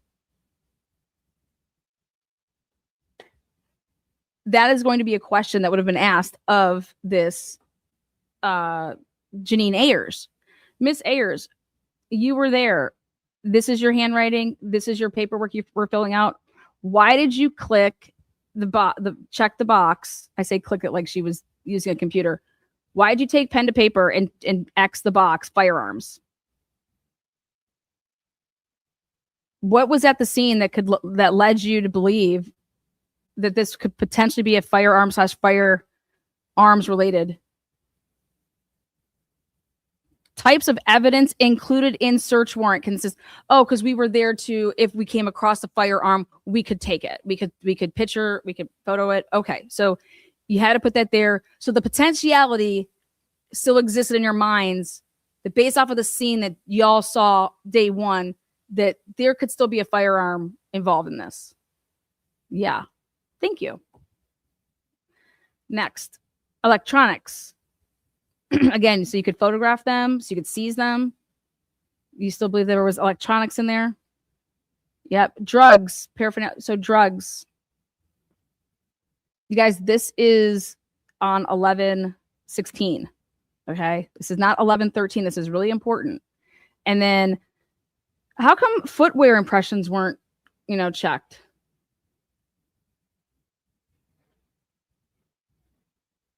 I thought this was the whole purpose. I don't know why that wasn't checked. Well, should it have been checked?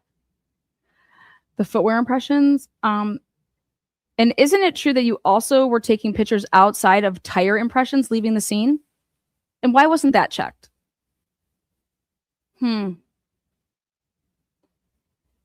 Okay, moving on.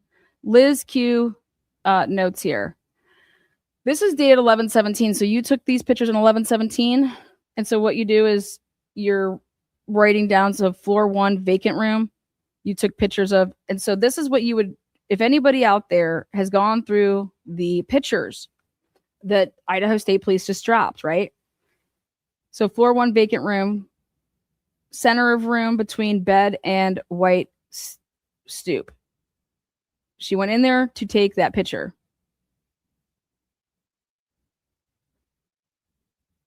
Floor 1 entry area, against base of stairs, center of entry area. Against base of stairs, center of entry area. Well, we haven't got, why'd you take that picture? Floor 1 bedroom, center of room, corner of bed between bed, the stand, and the door. Floor 1 bedroom, between tub and entry wall.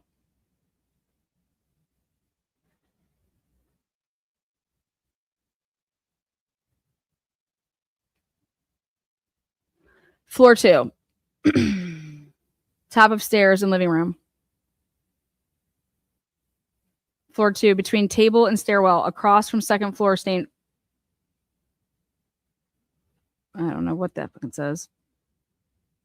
Floor 2, outside doorway of west bedroom and bathroom.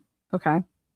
Floor 2, west bedroom, northeast corner by closet, southeast corner by bed, bottom of south stairwell. Floor 2, southwest corner. These are every, so see how it says she's over here, the capture low, high. So it's telling you everywhere she took these pictures on the second trip.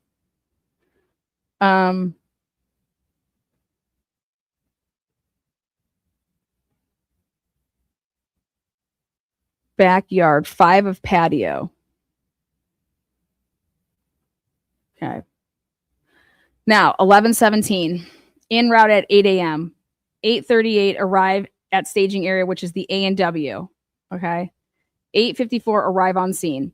Booties worn while inside the scene. They added that. That's, see how it's 11/17, like that was somebody else's signature. Talbott updated briefing. Dog was on Kaylee's bed. Sliding door gets left open for dog. What now? Boom, shakalaka, there it is. Are you talking about the slider that's in the bedroom? Or are we talking about the slider that's on the first or on the second level? It's really important. What do you think she's going to say? She's going to say, I don't know, because she doesn't know. It's been so long, right? Could it have been this? So you got this information from who? Talbott? Okay. Talbott's telling me this. That's where I got that information. Okay. But dog was on Kaylee's bed. Sliding door gets left open for dog. See how that's all within that? That would tell me that has something to do with the third floor. Like that's the bedroom. Provided info on autopsy findings. So on 11/17, when he's briefing them, he's like, I'm telling them about the autopsy findings. One victim mentioned a flash of light. And then here, broken sensi in the vacant room.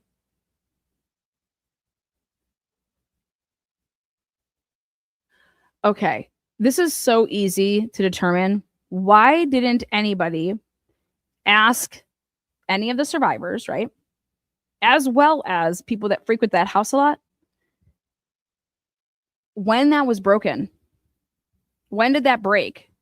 It wasn't on the ground, you guys. It wasn't like it was found shattered on the floor. What does that have anything to do with anything? Do you already see the narrative here? Like, what does that Sensi broken piece of shit thing have anything to do with anything? Is that the room that she was in? Do you guys think that she slept in there or something? Like, what are you talking about? That doesn't make sense to me. You'd first want to find out, okay, when was that? If that was broken way before that night, it has nothing. You have to find that out. They didn't ask anybody anything. That's what I said. It's not what I said. It looks like a little tiny like a plant, like the pot. But I'm telling you, if it would have broke that night, you guys, it wouldn't have been cleaned up. It would have been on the floor, shattered, because nobody was in there to clean it up. Capiche? So like their logic and reasoning skills are like non-existent, or it's purposely done this way because it's all a bunch of bullshit.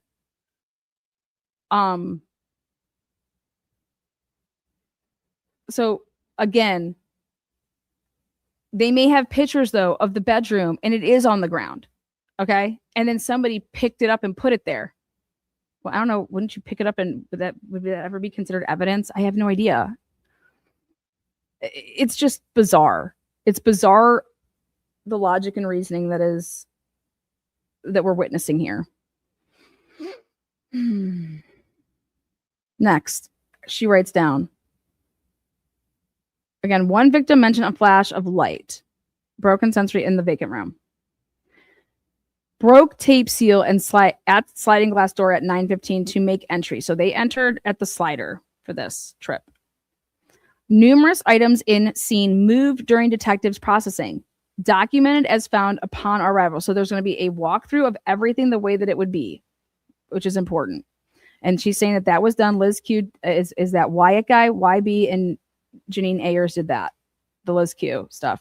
Then the scene photography is Tara Martinez, and she did the location, the condition, and the identification. The house faces, see,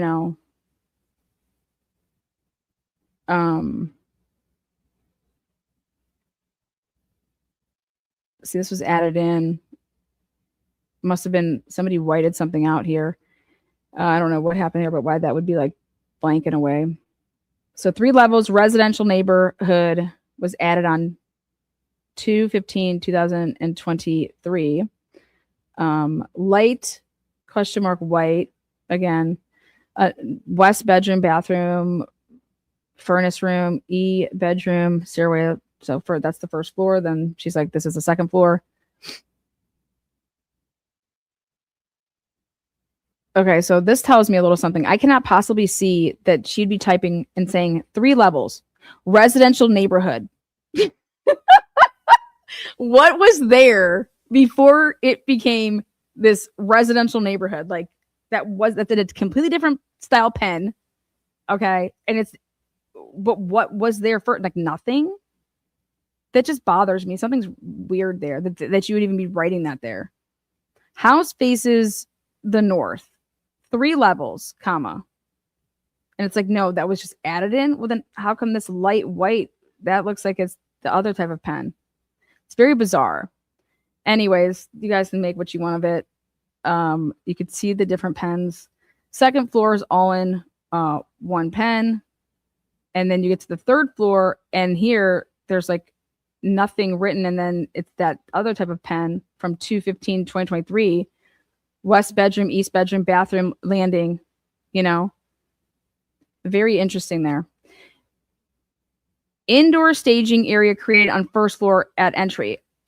Okay, so I have a question here. Was the indoor staging area that you guys created, that was never processed, was it? You guys just started putting stuff, and she's going to say, I don't know, I wasn't there the first day. Okay, well, who processed the scene the first day? Do you have any knowledge of that? bottom line is that you would already know this if you're Anne, and you'd be bringing that up because they did not process that before they just started piling shit, because we have the body worn camera. And so you could then show the clip of the body worn camera and to show how people are entering. And that you guys just started stockpiling stuff right there on the entrance, just totally trampling that exit. And nothing was processed there before you guys just started doing that. And you would do that with Talbott on the stand, is what you would do. And he would say, yeah, we didn't. Okay, so you have no idea what, like, stuff could have been there. Yeah. Okay. Because this matters right here. Indoor staging area created on first floor of entry. Tools, supplies brought into that area, designated trash, and that at that location. Area not involved and no evidence in area. That's why it matters. And that's why you would say this was added on what day. You have no idea if there's any evidence there because you didn't process it ever. But that is an entry and exit point, right? And when you did your walkthrough of the home, hello, like wow.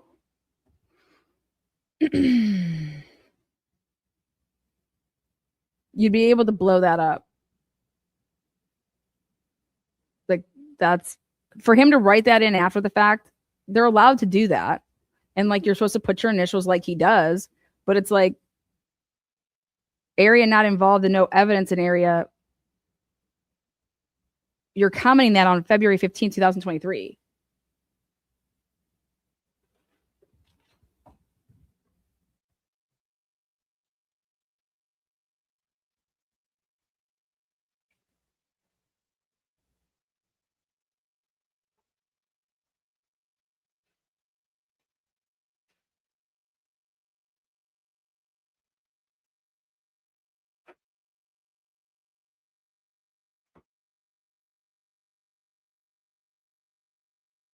Sorry, needed some water. Okay, so moving on. Then you say, okay, Janine Ayers contacted Natasha at Ada County regarding any footwear impressions from the scene. Have you guys heard of the name Natasha Wheatley yet? And everybody should be saying, who is Natasha? Have you guys seen a report by Natasha? The answer is no, right?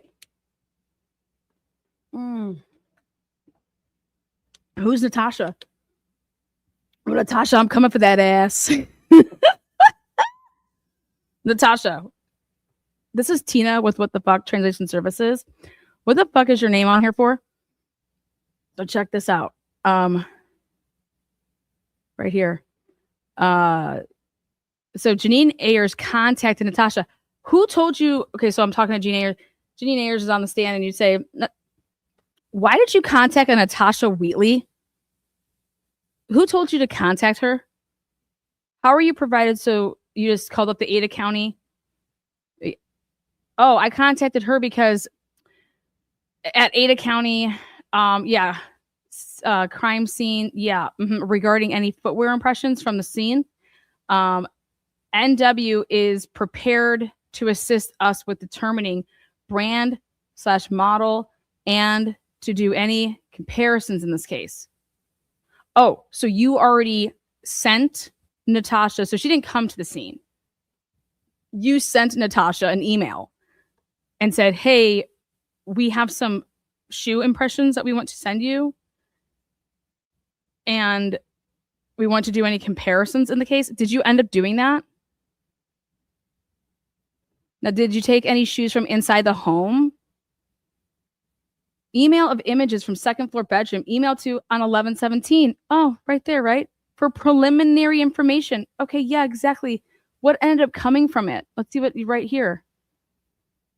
And what time did you do that at? I have the email of you contacting her, but you don't have a time there. So I'm assuming on 11/17/2022, you did that before 14:05, which would be before 2:05 p.m. Okay. Yeah. And you never ended up following through with any of that, right? You guys didn't take any of the vans inside the home, the Doc Martens, anything like that? Did you take, I mean, what do you got for us now? Enters Joe Lakelynn, Jonathan Riggs from the FBI. Jonathan Riggs from the FBI was the one that was contacting like the Emily Zalance of the world, the Adam Laudas of the world. Jonathan Riggs, he has all of these interviews with all of these people that we don't have right now. Jonathan Riggs, you know how I found out? Adam Lauda interview. Thank you, Adam. Adam was like, yeah, I already talked to Riggs, and the other people have talked to Riggs. Everybody's been like talked to. So if you guys want to put out some FOIAs for the FBI, the name is Jonathan Riggs. That's who's going to have those documents. Help me out. Now, Joe Lake and Jonathan Riggs, FBI, entered the scene at 2:05. Want to do what? Want to do, we're through to work on victimology. Wanted to do walkthrough to work on victimology. Okay, they had to come in there though. This should be blowing people's minds. He comes through on the 17th. See, he's coming through on the 17th. But then he goes back in on the 19th, Joe Lake, to just strictly go into Dylan's room. So they do a walkthrough. But then they go back with a search warrant on 11/19.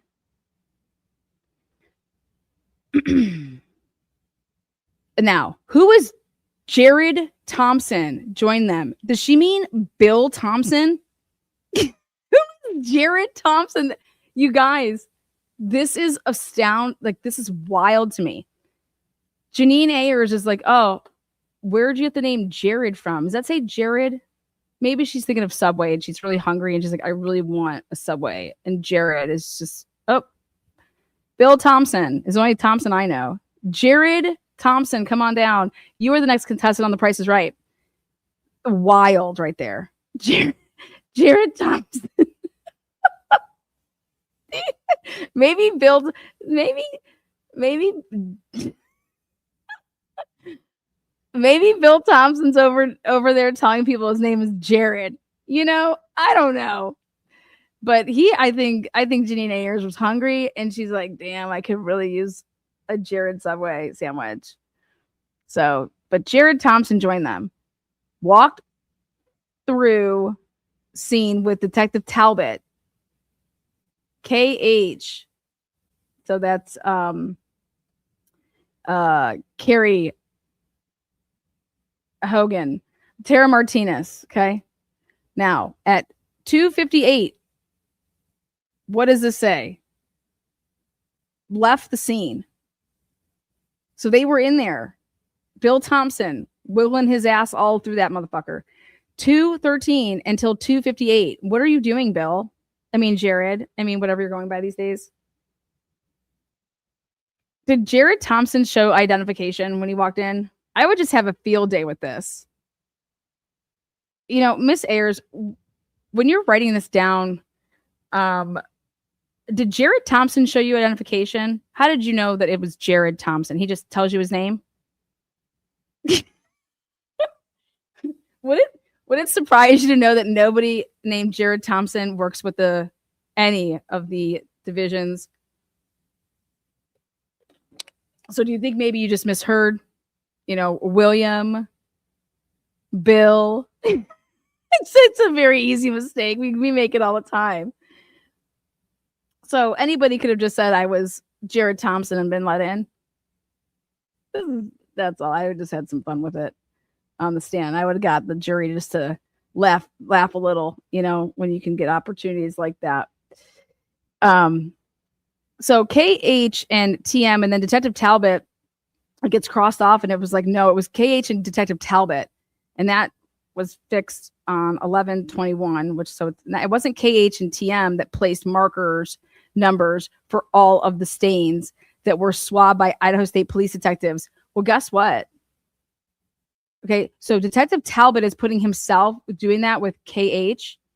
Don't you think that Janine Ayers knows the difference between Tara Martinez and Detective Talbott?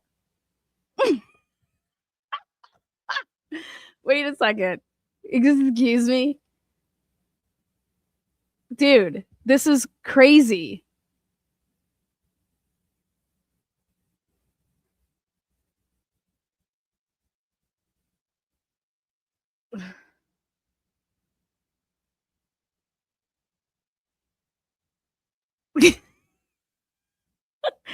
So, Miss Ayers, were people just telling you this? But you, because remember, Payne goes in and Payne was with Talbott. So, you just, I mean, you work with Tara Martinez every single day, don't you? Tara Martinez is a female, right? And Carrie, she's a female. And so why did you think that Carrie and Tara Martinez placed numbers down for all of the stains that were swabbed by Idaho State police detectives? Tara Martinez re-photographed all the stains. I mean, that's pretty descriptive. So then somebody decided to tell you, or you, oh, it wasn't Carrie Hogan and Tara Martinez, it was Detective Talbott. Oh. And that's a male who is what? Bald? Mm-hmm. Does he look anything like Tara Martinez? No. Okay. Were you there that day? I mean, so you just write down whatever these people tell you to write down? You don't physically observe it? Is that how this works? So it was hearsay, right? That Carrie and Tara, or did you physically watch them place those markers? You know, it's been so long.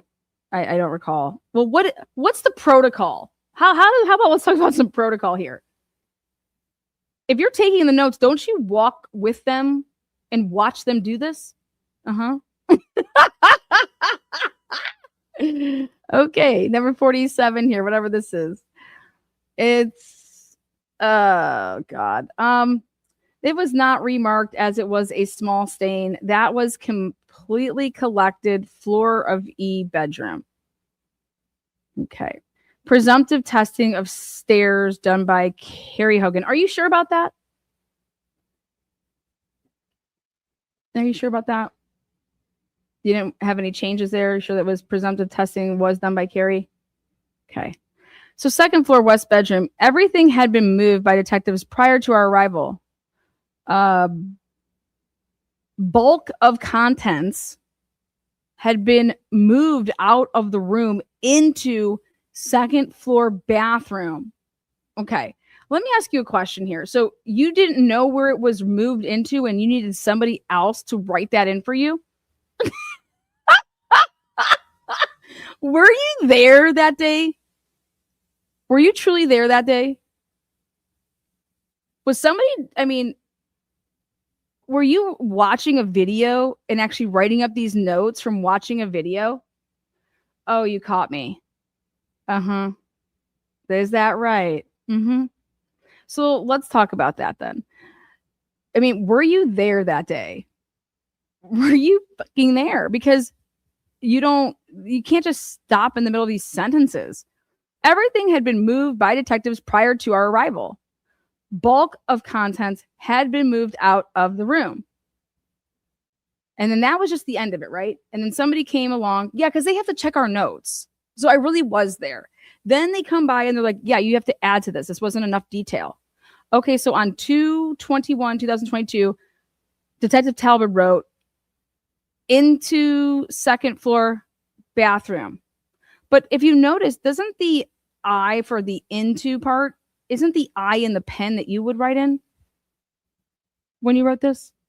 And isn't it the NTO, second floor bedroom? Isn't that totally then different writing? But the I part is your handwriting and your I, right? You think that that's the same pen? I beg to differ, but you can go ahead, take a look at that. What do you think there? Yeah, I think that's my I. Okay, sounds good, Chick Tits. In order to place ruler tape on wall. So you guys did not place the ruler tape on wall yet? Let me see. In order to place ruler tape on wall, Detective Talbott assisted Janine Ayers by moving the bed away from the wall. Care was taken to avoid disturbing blood stains on floor N of bed. Okay, so you're saying that the wall, this was not put on the wall yet until this day, like the little measurement. Yeah, I think so. Ruler tape placed by Janine Ayers to document bloodstain patterns. Extended down to top of baseboard. Initial photography by detectives checked in order to replace furniture as accurately as possible to document bloodstains. Wait, what?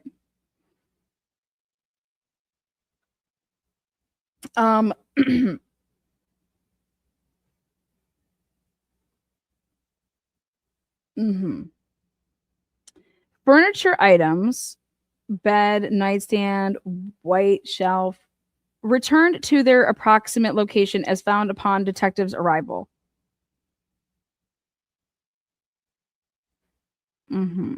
Trash can was later moved to under desk.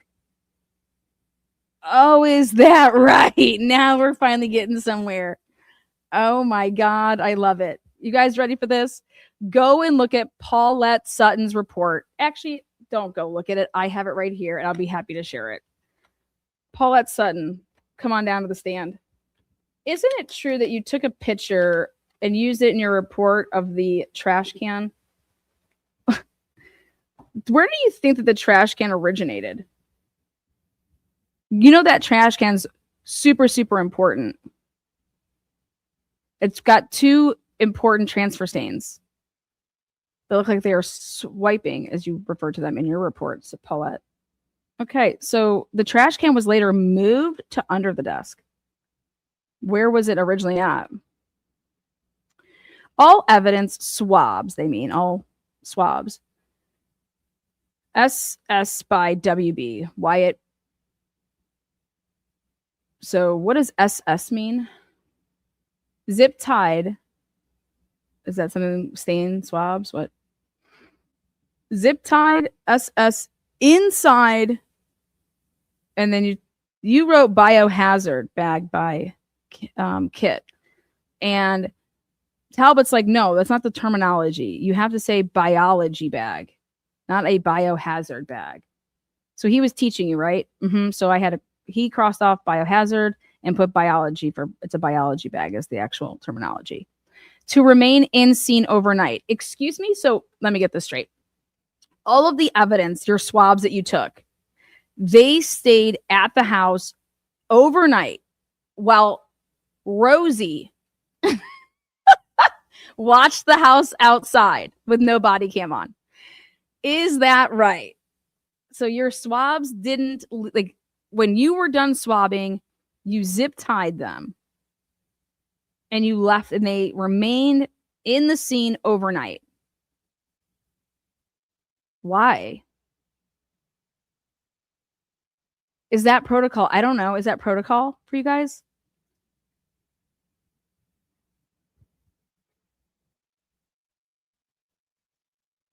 Do you guys know that the police department is 2-minute drive down the road?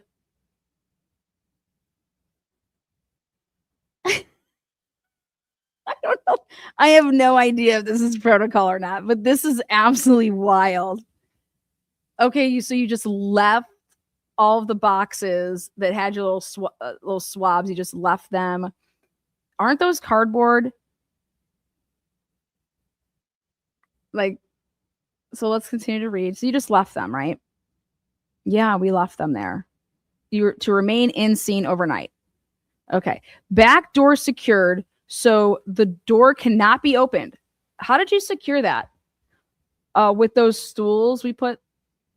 Okay, so but if you put the stools like that, that means that somebody put them like that, and then they had to exit a different way.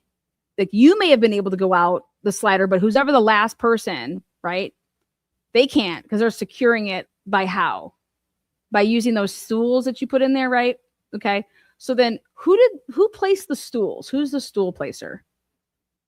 And then is that the person that was the scene security? Or did you physically see that person that did the stools to secure them? Is that one of your people that then left with you? I would want to know that. Back door secured so that it cannot be opened, sliding glass door. Officer to be posted at scene all night. And you felt that if you do that, everything's protected, right?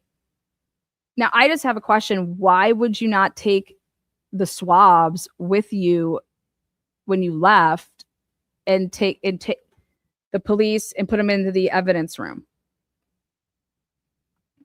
Well, that just makes too much sense. It says front door sealed by Detective Talbott. Okay, so basically what you're telling me is Detective Talbott now, we can tell that he was the one that placed the stools because he's the one that walks out of the house, right? Okay, so he walks out of the house because he had to place the stools like that. So front door sealed by Detective Talbott. Well, not necessarily, but yeah, we sealed on the front door, but yeah, I guess so. Okay, so he made sure nobody was in there, right? And sealed it. Yeah, once we sealed it up, okay.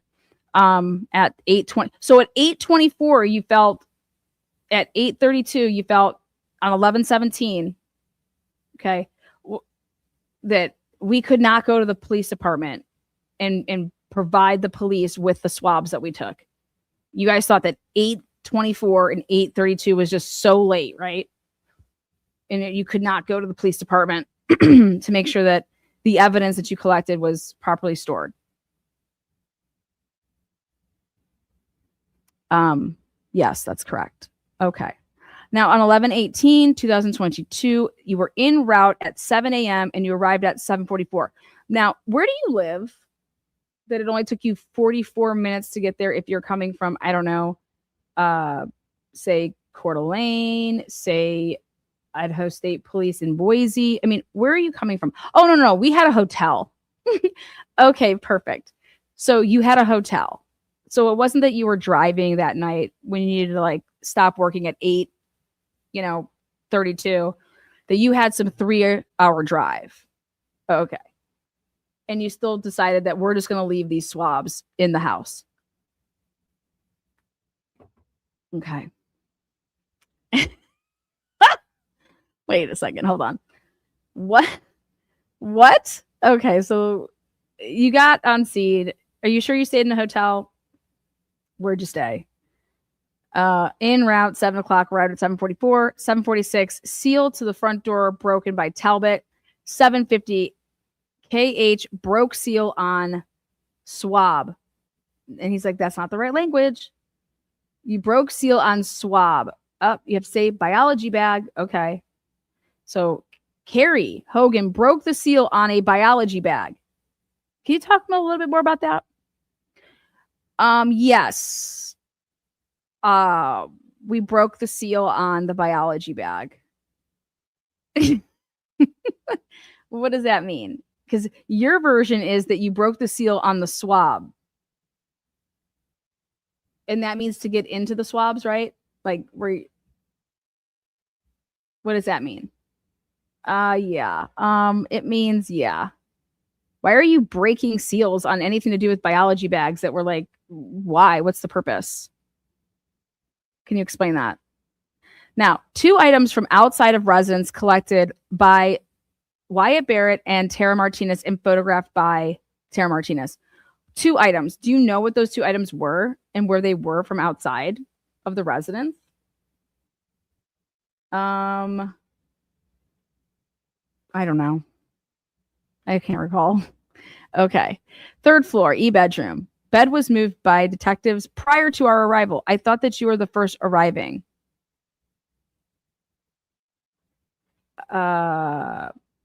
Yes, bed was moved by detectives prior to our arrival. Well, didn't you break the seal here at 7:40? Arrived at 7:44. 7:46, seal to the front door was broken by Talbott. Aren't you with Talbott? So nobody could. So yeah, it's us. Okay. So what's going on here? The bed was moved by detectives prior to our arrival. Bed moved by JA to facilitate placing adhesive scales. Wall hangings on north wall removed in order to place adhesive scales without obscuring blood patterns. Thumbtacks and push pins left in place. Okay, so again, everything to do with the upstairs bedroom and anything that we see with the scales, that was not, those photographs cannot be taken before 11/18, correct? That's correct, because they weren't there then. Perfect, thank you. This is for everybody to understand at home. So any of those 2,700 photos that you're looking at, anything to do with the adhesive tape, with the scales, the ruler, those could not have been taken prior to 11/18. Capiche? You're welcome. Okay, continue on. Then I didn't write any of this part. I see that. So second floor bathroom, search by WB and KH. Why were you searching the second floor bathroom on 11/18? Apparent transfer stain located on the floor from items removed from the second floor west bedroom. These stains were not tested. No other observations of note. Okay. So I guess we're going to have to break this down. This isn't your handwriting, right? Nope. Neither is this, right? Kitchen, Wyatt and Carrie visually examine the counter around the sink and sink itself. Visually examined. Items from the counter and the sink removed by Wyatt and Carrie and placed onto kitchen table. No observations of note.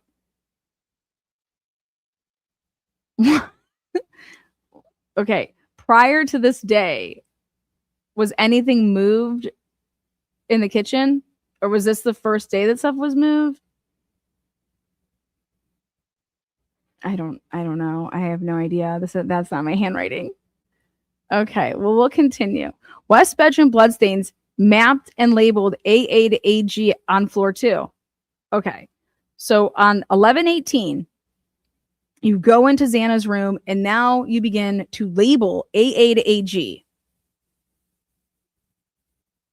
And so is that like AA and then it's AB, AC, AD, and then AG. So how many? That's exactly what that means. Okay. Tara Martinez photograph stains on west wall and south wall. Bed moved to photograph stains behind it. Okay. West bedroom, second floor. Talbott then, or Tara Martinez writes that or does something, the signature. Okay. Tara Martinez photograph stains. And it says stains on, and it's like, no, scratch that. And it needs to say in E bedroom, third floor, Tara Martinez and Carrie Hogan moved bed to photograph stains. And this is all actually wrote on 12/11/2022. Isn't that correct? So what's going on here? Aren't you the recorder? You're there. Isn't that what so you didn't see them do that? I don't know. I have no idea. You just handed your paper over. Isn't it true that none of this was wrote on? Like, I mean, you get to 11/18. Here's your handwriting. Arrived. And then who wrote clear at 21/14? Who wrote that? Well, I think I did. I don't know. I just used a different pen. Okay, so it looks like you only wrote like half of the page, and then somehow this all stuff got wrote in. Nobody notes this, that it's a different hand. That's definitely Detective Talbott's handwriting there, the second floor and kitchen stuff. But he doesn't put a little signature or anything, no date, no nothing, right? Okay. Why would there be a big gap though, right here? Like you would have, why'd you stop writing up here to write down here. Oh, because Detective Talbott, that's right. Now I remember. I handed him my clipboard, and he wrote what he did. So that was actually on that day. He just wrote it. Okay. And so then you picked up with your own handwriting on that same day. Is that? Yeah, I remember now. And then, yep.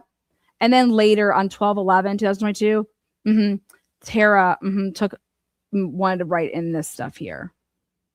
Okay. Sounds good. Next page. It says, 11/18/2022 is continued. It's continued. Yeah. So East bedroom floor 3 bloodstains mapped and labeled BA to BM. Okay. So everything that we see that's labeled BA to BM that's upstairs, that happened on the 18th. That's correct. Mapped and labeled. Yep. That happened on the 18th. And you're sure because you were there. Yeah, I think so. Yeah. Tara Martinez photographed stains in East bedroom floor 3 and moved bed to photograph. Exterior kitchen window processed. Layton's. Haley Youngling is HY, and the DNA was Wyatt Berry. Okay, perfect. So inside of sliding glass door, tape sealed by those two at 8:03 p.m.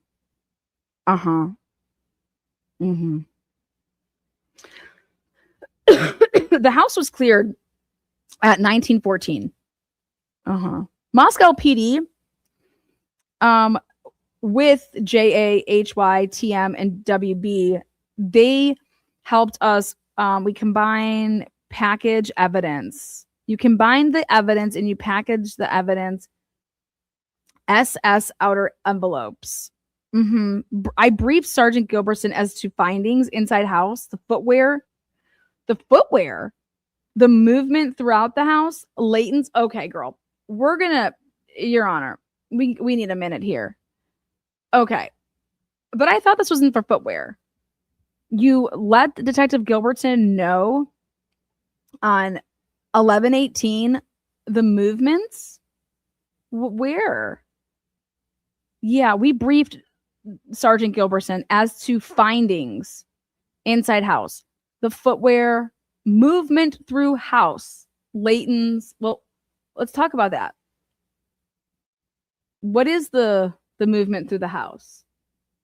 I don't know. I didn't write it down. Detective Talbott had been briefed at scene as to progress prior to his departure. Okay. And Carrie and Wyatt, they left the scene at 7:10 to respond to other scene. Oh, is that when they had to go to Jack DeCours and go to on 11/18 here? Is that when they went to Jack DeCours to go? No, these two people, they went to go to Eric Gower's vehicle. So they left the scene where they were just totally, and they went to where? All evidence turned over to Detective Talbott at, well, you put it at 8:41. And then February 14th, 2023, Detective Talbott's like, you didn't give me that at 20:41. You gave that to me at 10:41. Do you not know how to look at a clock? Why would Detective Talbott be coming back and saying there's no way that I had that in my possession for 2 hours? Because I put down in my report that I just got it at 10:41. Do you see how this was going to go down in the courtroom? This is absolutely fucking insane. Insanity. It's a mess. It's a mess. This is absolutely ridiculous. It's all been contaminated. This crime scene is a joke. Okay. For all we know, fuck the people that cleaned up. Idaho State Police. Who knows? Okay. This is ridiculous. This is so bad. Lana's like, for all we know, it's Idaho State Police. We don't know because they didn't do their job. Now, I got to ask you, I think you know how to tell time, right? Like, why did you believe that all evidence was turned over to Detective Talbott at 8:41? Why would you write that? I mean, does your clipboard have the time up top of it? Do you look at your watch? I mean, what do you look at? Like your phone that we carry everywhere with us? Why would you ever write 8:41 only for Detective Talbott months later to come look at your report and review it and say, that's not right. I didn't have that for 2 hours. Well, I don't know. You didn't challenge him on that? You weren't like, what are you doing in my report? Well, this is technically not my report. This is my notes. Well, you weren't like, why are you marking up that's not accurate? Are you just a yes woman? When's the last time you got a raise? When's the last time you got promoted? After this? That's right. So, Now, up here, though, we're going to come back. See when I asked you why this says clear at 21:14, and you said that, I want you to take a look at this. You put en route at 7. You arrived at 7:44. Here's all your stuff. Clear, 21:14. Right here. Front door sealed the night before by Detective Talbott at 20:24. And then you got at, 8:32. Detective Talbott had no problem with that, though, right? 8:24. Okay. Now, en route, 7 arrived at this. Somebody comes up and writes clear 21:14. And I'm going to come down here. And there's no black pen that's being used. Never, not once. Okay. Until when? I'm going to stop when we first, right here.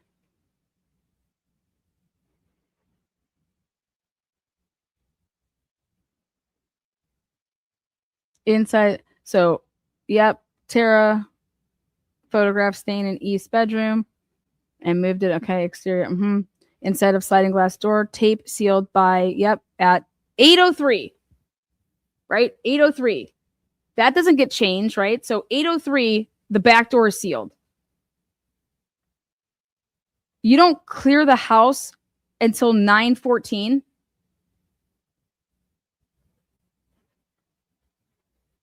What were you doing from 8:03 till 9:14? I don't know.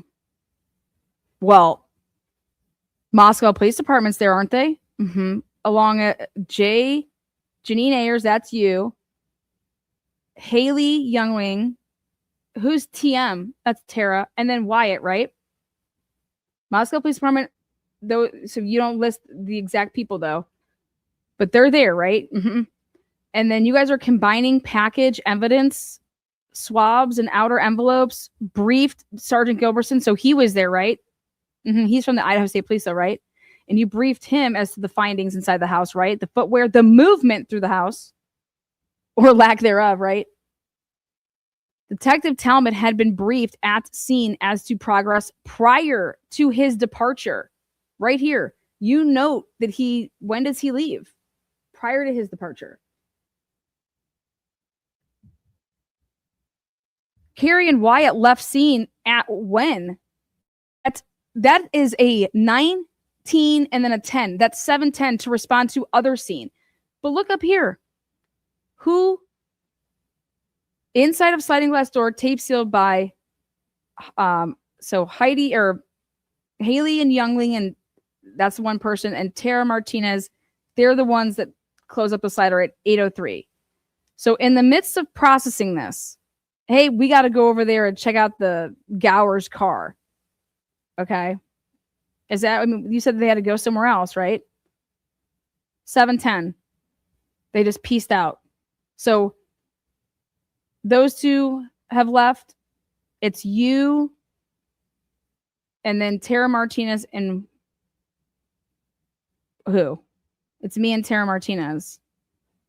And me is Janine Ayers, and just me and Tara Martinez. The Haley and the Wyatt dude, they left. at 7:10. Okay. But why do you have it down here that Moscow Police Department, as well as, and then you list these 4 people that were still there, they were doing that. What time did this happen that you guys were, I don't know, shuffling all the evidence that stayed overnight the night before and doing whatever it is the fuck you were all doing?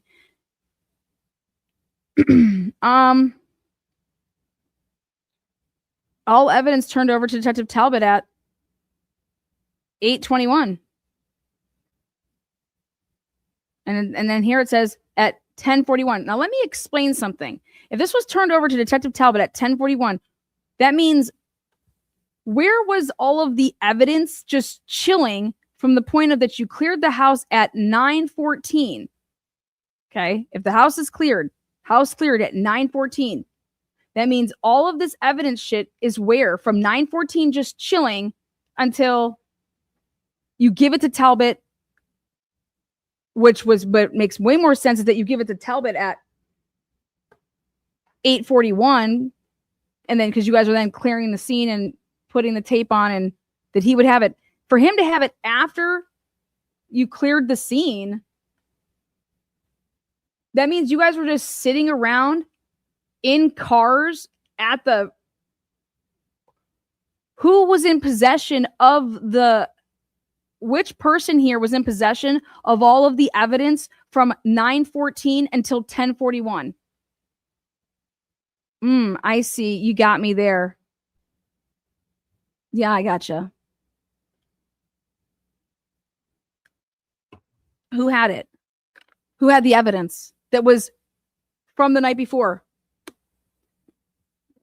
Plus what you guys all did today. Do you see there's an issue here? It's a much larger issue. God. So I'm asking you a question. You were there, Janine Ayers. You were just chilling in a car, waiting for Detective Talbott? No, because your notes tell us that you gave Detective Talbott that shit at 8:41, which makes way more sense.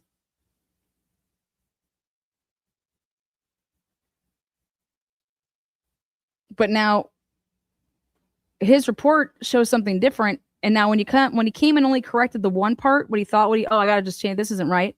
He forgot to look up and realize that, well, that means that the evidence was somewhere just chilling outside of the crime scene, taken out at 9:14, in somewhere between 9:14 and 10:41. With who? Who had it? Who had it? Because by you coming and changing this, that means that you are now saying between 9:14 p.m. and 10:41 p.m., we have evidence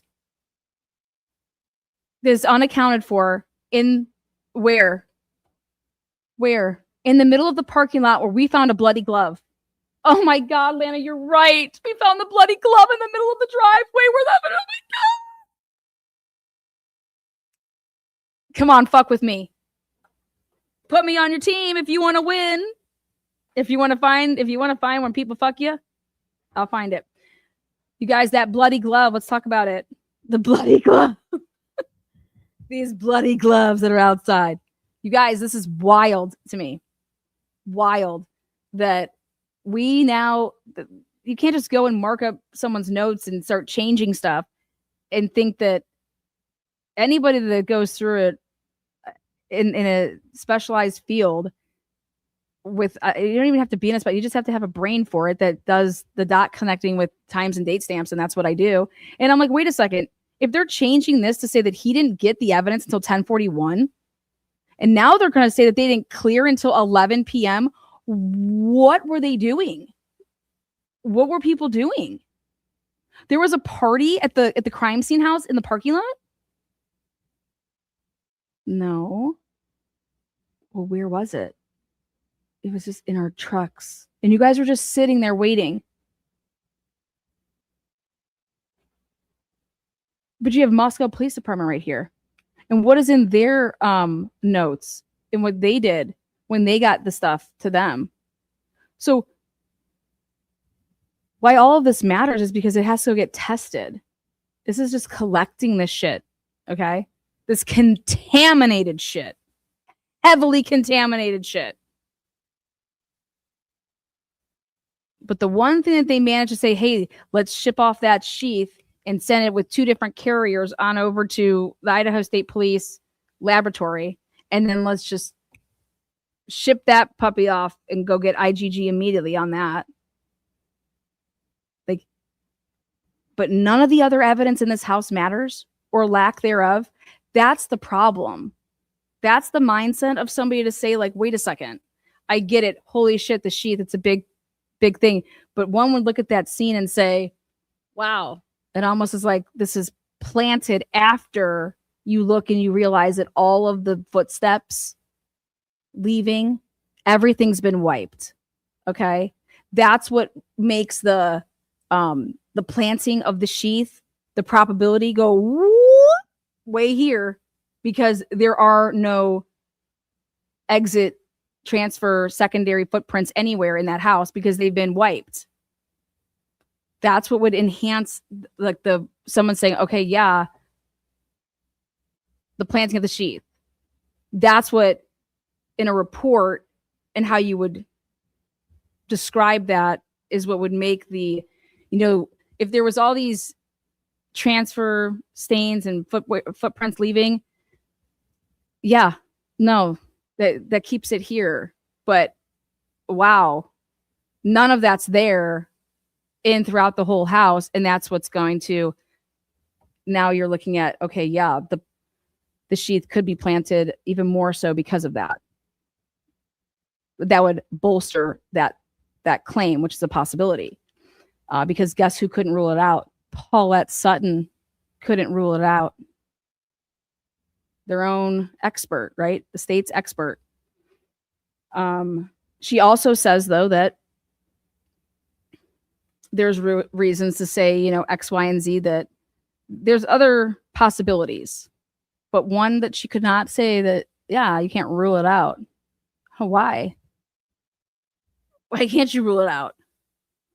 Well, because it's a foreign object, right? But what also would help, though, is what's the murder weapon? Nobody in a report yet has talked about the murder weapon. All I can tell you guys, though, is that this reeks. It's reeked since day one. It's continued to reek. And then the rulings by this judge throughout this case, he was basically the prosecuting attorney, because he was making the arguments that the state didn't make. And then he was ruling on them. There should have been a Franks. This case was deserving of a Franks because of the lies in the probable cause. When I say the lies, they're all of it. It's lies. It's sad. It's bad. So here now, on 11/19/2022, D2 is District 2 Detective Talbott. Transfer digital images and deliver Liz Q thumb drives. Talbott authorized creation of latent assignment to begin analysis digital images captured at scene. That work was collected will be submitted later. Clear at 10:15. So see notes pages 29 for info on further processing of 11/19/2022. And then Tara Martinez wrote that, it looks like, on 2/24/2023. Now, 11/19/2022. Oh yeah, Natasha Whitley consulted RE tire impressions at scene. Image emailed to Natasha Whitley for preliminary discussion. Again, 1/9/2023. That was added to that. Well, what about the footwear? So my question is right here and right now, immediately what should have gone through the minds of all of these people is, we might want to get an expert in here. Well, they consider themselves experts with the state, but we might want to get somebody in here to consult with about this crime scene. About the fact that there's this sheet that's here, okay? And there's no prints leaving and there's no blood trail leaving, okay? And then when we start talking about the dates that we're at here on like 11/19, if you're all truly debriefing together, you all are going to be talking about the fact that you have the video, right? Because you're looking for like a vehicle leaving or whatever. And then you're looking at a certain time period. And then you're considering what Dylan and Bethany are saying. And you're taking all these things into account. But somebody had to forensically be raising their hand and saying, you guys, we have clashing going on here. Like the evidence should be complementing. Everything should be complementing each other here. And it's not. It's clashing. So nobody was raising their hands in there. We see it in cases all the time where people have differencing of opinions of what's going on in a case. When you have 120 people that are working, or, you know, even take 4 people, okay? You're going to sit here and tell me that everybody was just like totally on board with the same exact, give me a break. No way. If people are all on board the same way, it's because of the information, how it's being relayed, to make nobody like, but anybody that physically had saw that and went in that crime scene,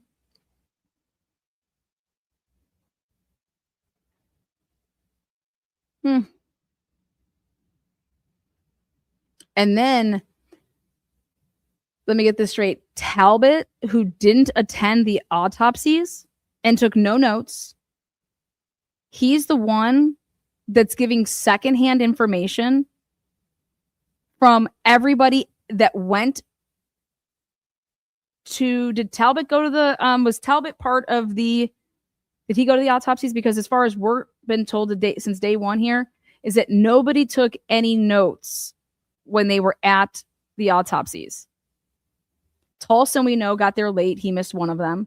Danny Vargas was there. Either Gunderson was there or Gunderson, one of the two. And who was, I think there was 4 people there. But why wouldn't one of, you would think it would be somebody from that's been dealing with the crime scene would be at the autopsies. And for that not, if it didn't happen that way, you should be like asking, we should be asking ourselves, why wouldn't it be that way? Why wouldn't it be that way? Why wouldn't somebody want to be filling, if the Emmy has questions about the scene, right? Who are you going to, Danny Vargas? Are you kidding me? Gary Tolson's going to answer those questions? No, they suck. They are horrible. Absolutely horrible. Who's going to answer any questions? So I would be thinking that somebody like a Talbott, right, who's ever in charge of that crime scene, when the talking with the ME would be that person that is very familiar with the crime scene. In this case, that didn't happen. That's insane. Why wouldn't it be that way? Think about a sports analogy. You're going to go to the draft to pick your NFL players, and we're going to send somebody there to do our picking that doesn't know our personnel, that doesn't know, hey, have no idea what the roster is and what we need to fill. Okay. Now you get down there to Indy and you get yourself a big old suite and you make a fool of yourself and just go pick our players. Absolutely wild, right? Yeah. Oh, and hey, but don't worry, we're going to send a guy that we're going to send a guy that's been interviewing some people. So we'll send him with you though to go make those picks, like a Gary Tolleson. Fuck out of here. Dumb. They need to switch their ways. They need to get better. This is ridiculous. It sounds like the Browns organization. Idaho literally sounds like the Browns organization. The Idaho State police The police, their whole organization, literally, they are the Cleveland Browns of true crime. Being a diehard Browns fan, okay? And if you guys that watch football, I think you understand my pain. But literally, the decision making and who's leading, like that was what Ann Taylor was going to be getting into, is, hey, I want these training records because how are these people trained? Because this is not, you wouldn't be doing anything like this. This isn't how you would be trained. Or if it is, then maybe you shouldn't be doing the training. Cleveland Browns. Yeah. Idaho State Police. They're the Cleveland Clowns. So is Idaho State Police. Just the way all this was handled.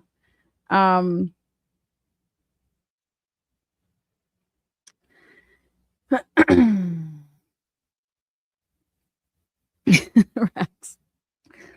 Oh boy. Are they worse than the Vikings, Anna? Dude, the Browns, yes, come on, man. Ugh. Nobody even wants to come be our coach because of the way that they're handling the interviewing process. They want people to take personality tests. I was like, what? They want people to take personality tests to become the Browns coach. I'm like, maybe we need a personality test of that damn fucking owner. Dude, guy's got more money than God. He needs somebody to manage his brain. Okay. I mean, just the craziest shit. Now the guy owns the Columbus Clipper or the Columbus Crew down here, and you know, we went over here, but shit, he can't get. I mean, just it's ridiculous. Kevin Stefanski was not the problem. Yeah, but hey, whatever. Don't even get me into the whole, talking sports. Then we'll be here for another 10 hours. But it's a very good analogy. It's like, wow, it's a culture. Okay. It's not ever just one person. One person doesn't make a culture. There could be cancers from one person. You got to get rid of the cancers on your team and things like that. But it's a culture. It's a mentality. And that area in Idaho, a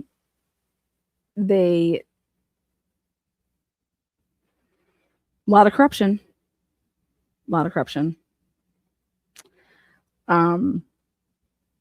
I love Joe Burrows, man. I wanted him to become a Cleveland Brown so bad.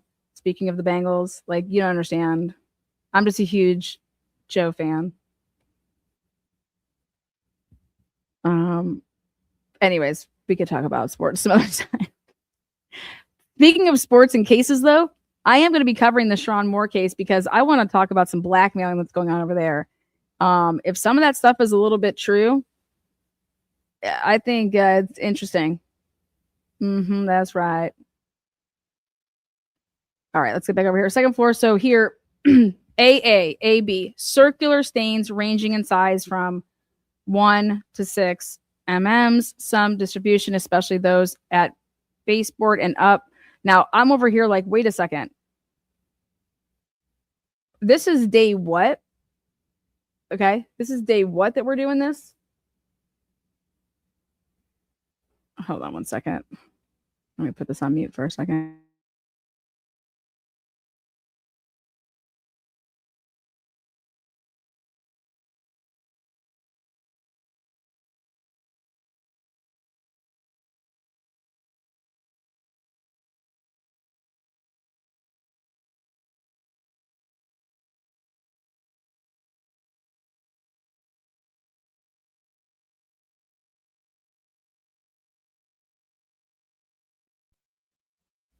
All right, now that's funny. I said, I'm live. You can go check it out, but I answered your call for a reason. A lot of cases that I'm covering right now are literally like popping off. Like, okay. Oh, we're going to be calling a lot of people. I'm calling a lot of people. In this case now, all this stuff, every single person should be picking up a phone and talking to Janine Ayers, okay? And asking her what the heck's been going on. So where I was getting at, though, before I was rudely interrupted, just kidding. is we're saying that nobody had taken any notes of any of the blood stains in the patterns, nothing. Okay. And who's calling it out to her as she's writing this? Is this what you're seeing, or is it being called out to you and you're then writing, you know? But so let's go right to okay. AC. It's primarily circular stains ranging in size from less than 1 mm to 3 mm. Some elliptical stains, some larger stains that are irregularly shaped.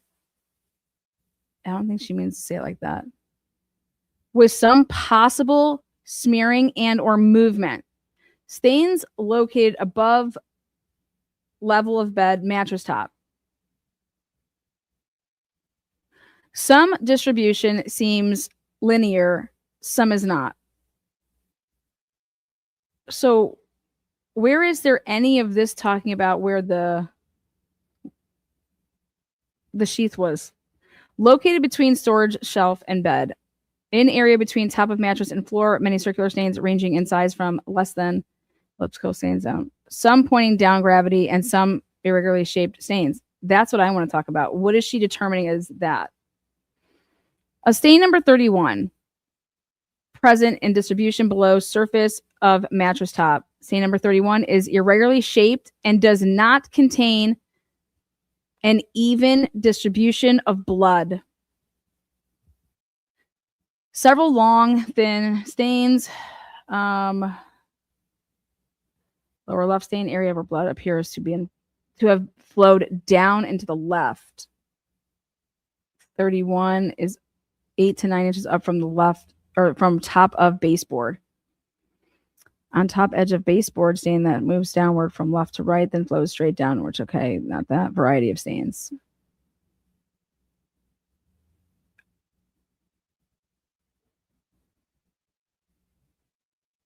Okay. Okay, right here.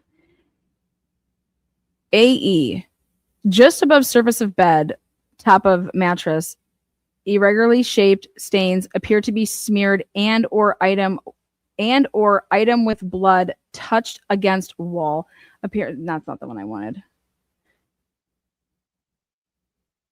Okay, apparent hair involved included in stain area. And this was crossed out. Apparent hair involved included in. Why was that crossed out?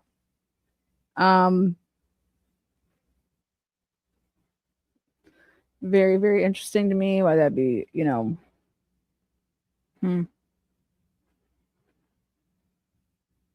Okay. A, E, and A, F. Large area of blood on floor below areas of A, E, and AF. Blood also present on bed frame and bleeding. So if there's a large area of blood on floor, right? Why wouldn't you be saying, yeah, all that blood, you're in a fight, it's going to get on you. It's going to get on your feet. It's going to get on whatever you have on the bottom of your feet. I don't care what you have. Shoes, no shoes, socks, no socks. Doesn't matter. Booties. It does not matter. It doesn't matter. They're going to get on the bottoms. This person was not a flying wizard fighting with Xana. Okay?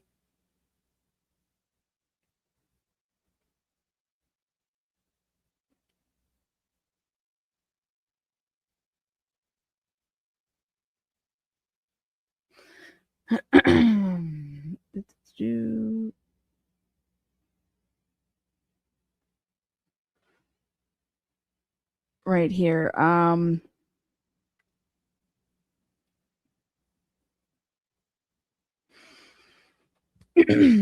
Along baseboard, numerous small and overlapping stains, which may be from blood dropping into the pool of blood on the floor. Yeah, important. Whose blood was mixed all in that?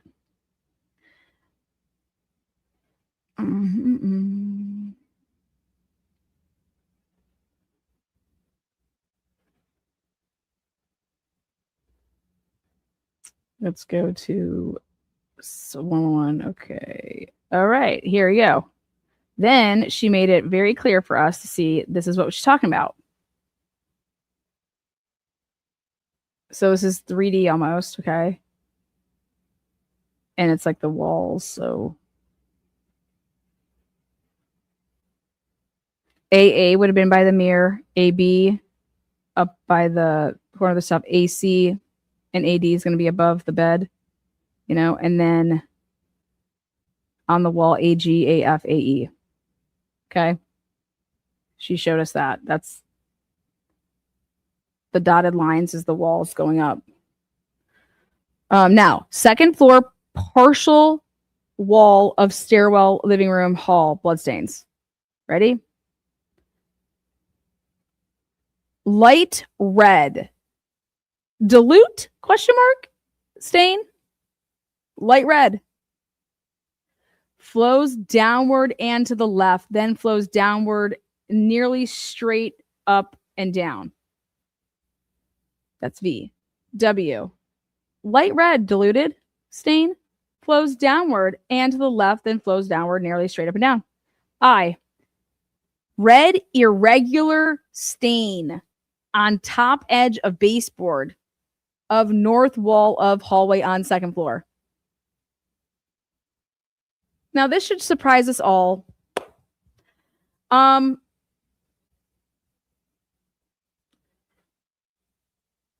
Homegirl, while she'd be writing this, she sees that it's totally diluted. We know what wall she's talking about. And you're telling me that they were not having conversations like, wait, has this been processed yet? If it hasn't been processed yet, like we're the processors, we would know, right? If this has been processed or not yet. Why is there like, I don't know, this blood so diluted? I mean, a fifth grader would be having that conversation with, hey, Talbott's here. Hey, the names of these people are all right here. Like we're all talking about it. Yeah, look at that. Yeah, it looks like it could have been wiped with a rag, and then those are droppings from like the rat. I mean, this is crazy. She's writing dilute ? You think?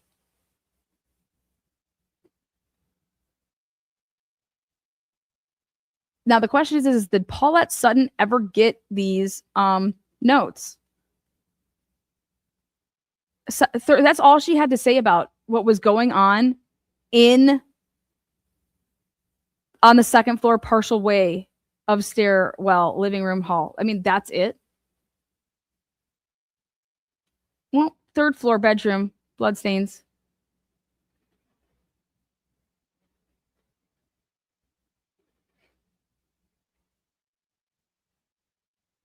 Now let's see where, I just want to see this drawing really quick where she does the diagram.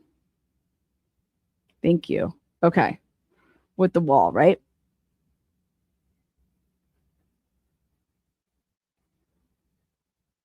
And what does now she refer to as irregular?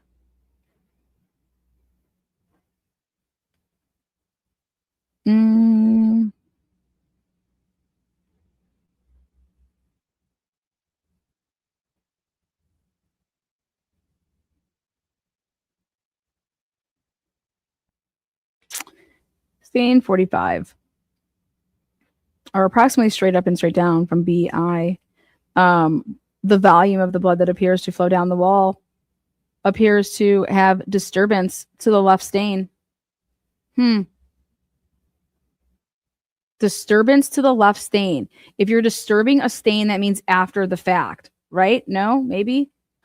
I mean, there's a disturbance to that stain.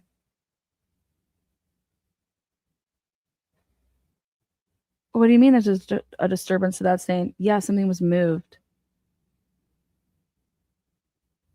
That's how you're disturbing a stain, the large stain.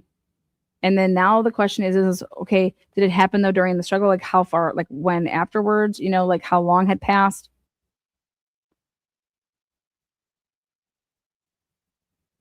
I remember they're doing this, so there's no people and there's no people there. Okay.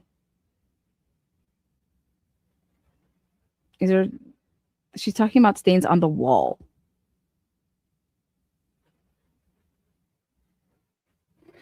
Second floor windows, living room, unlocked, locked.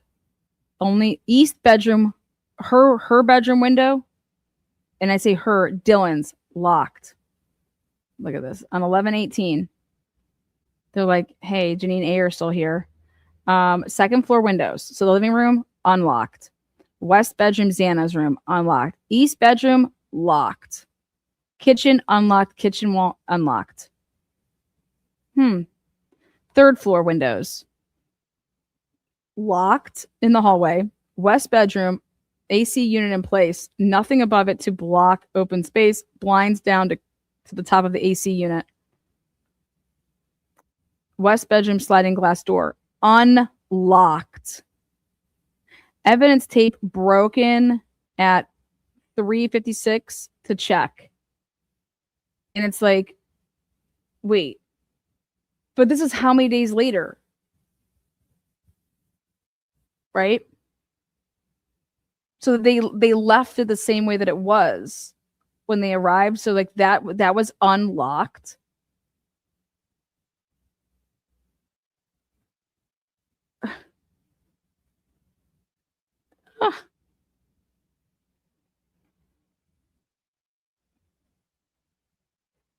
Bathroom, north wall, unlocked. East bedroom, south wall, unlocked. 15:58, router on second floor removed by Talbott. So they got the router on the 18th, right? First floor windows, ready? West bedroom, unlocked. That's Dana's room. East bedroom, that's Dylan's room, locked. Oh, no. I'm sorry. Let me back up. That's not what I meant to say. First floor is, so the west bedroom was unlocked. That's the what do you call it? The spare bedroom. The east bedroom, locked. So when you go through this whole thing, it's just really ironic here that the only bedrooms that were locked, their windows were locked, is Dylan and Bethany. The first floor window, the spare bedroom, that was unlocked. That window's huge. That window is huge. You can get in through that window. It was unlocked. Presumptive chemical test for blood. And so it says like positive, negative. And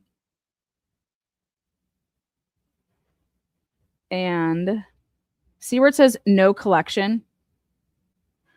Everything here, 23, 24, 25, 26, 27, all these ISP, marker 23, red stain with irregular edges, north wall of stairwell between floor 1 and floor 2.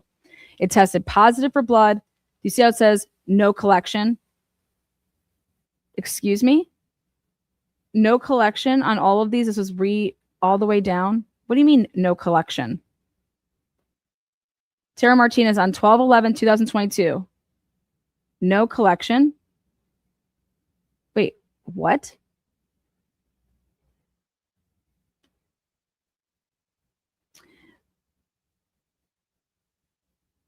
ISP D2. That means district 2. Marker 24. Red small. See these east of 23. Number 25. You guys know where these are in the house. These were of no importance to them. If you don't collect something, you can't test something. I just can't.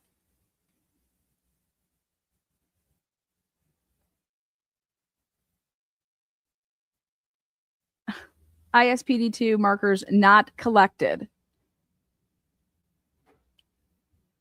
What?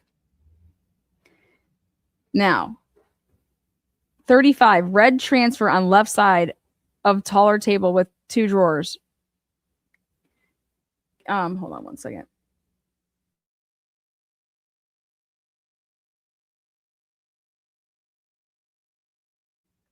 Let's just not collect anything anymore. We don't need it. We don't need it.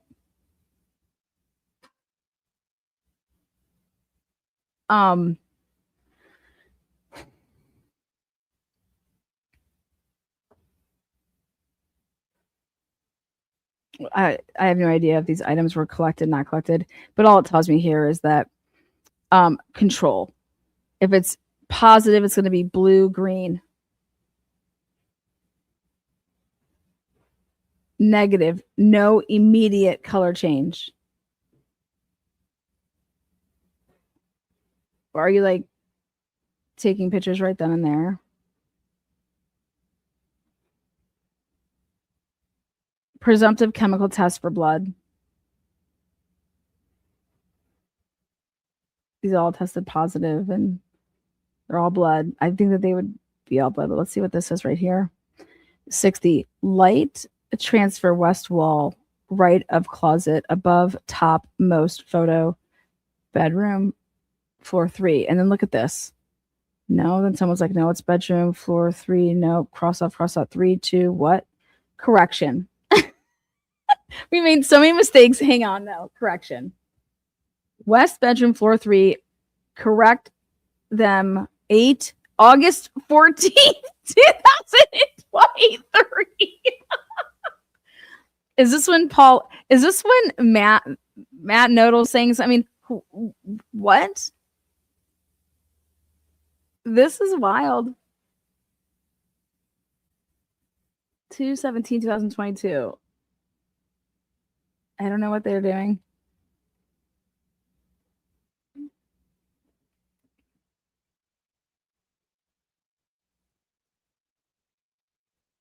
That means it was consumed. Collection of stains was via swabs, drywall / other surfaces not removed. Applies to all blood testing. Okay. Awesome. Awesome. I don't know what to tell these people. This is your analysis from Hogan. Hogan's like, this is what I did. I did G and H and I, and we collected this stuff, and then we just, I don't know, we left everything forever. Look at, these are the dates on here. Thank you. Oh, let me see. This is wild. What day was this on? 11/17. This is the stuff that stayed overnight. This is the stuff that stayed overnight on 11/17, 11/18. Who fuck knows? As well, first of all, we just ran those tests. Then some stuff we collected, some stuff we didn't. 11/17 markers. Okay. I mean, we don't really know what we were doing. We were just hanging out. Just hanging out, man. I don't know. We were just, we were just checking everything to see. Yeah. We don't know what we were doing. Okay, let's see if they have a date here.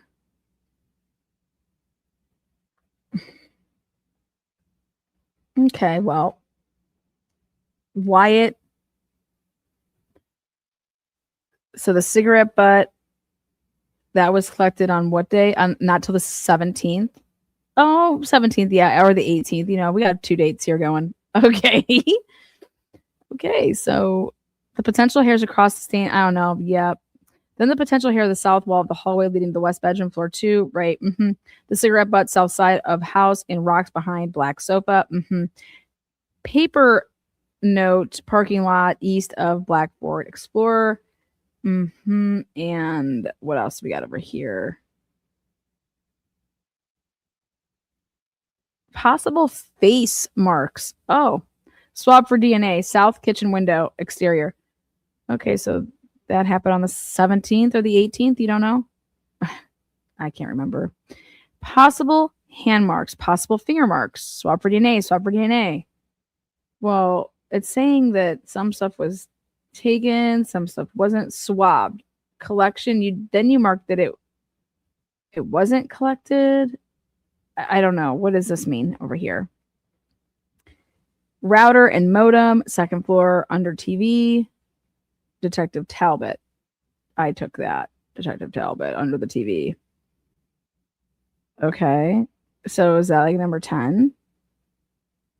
Just add that to the sheet. Janine, come on. Stop fucking asking me questions. Okay, 11/18. What do we do here? Yeah. Previously provided and what? By ISP? Does it say vetted?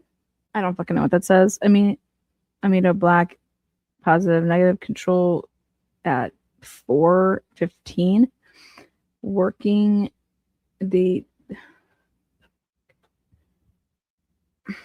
rinse. What I should say?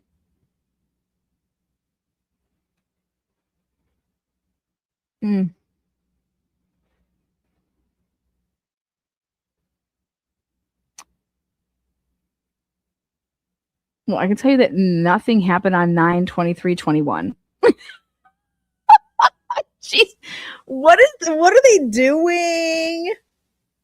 What are they doing? Working something dated 9/23/2021 plus 11/16/2022. Yeah, these people all fucking suck.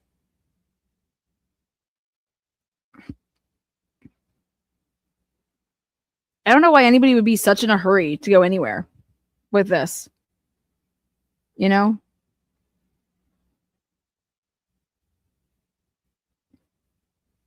You wouldn't be. You shouldn't be.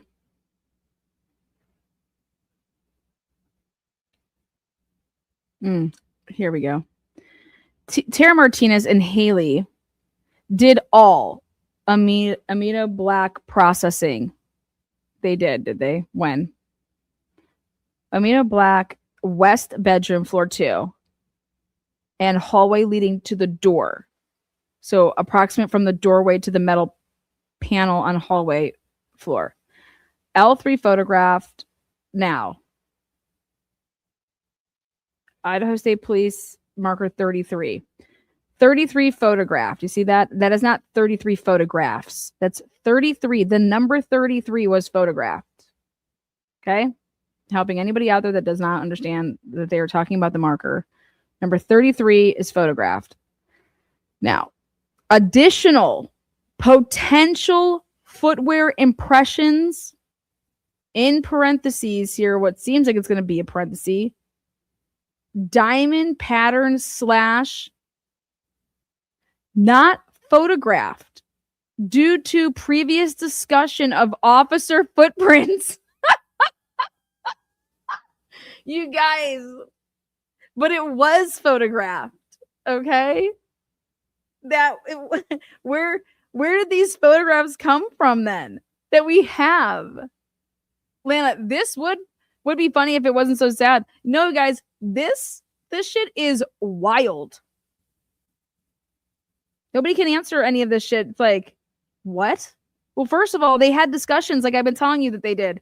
Hello, you'd have discussions. You guys are looking and sorting through and figuring out, so you have to talk to each other about the scene. Okay?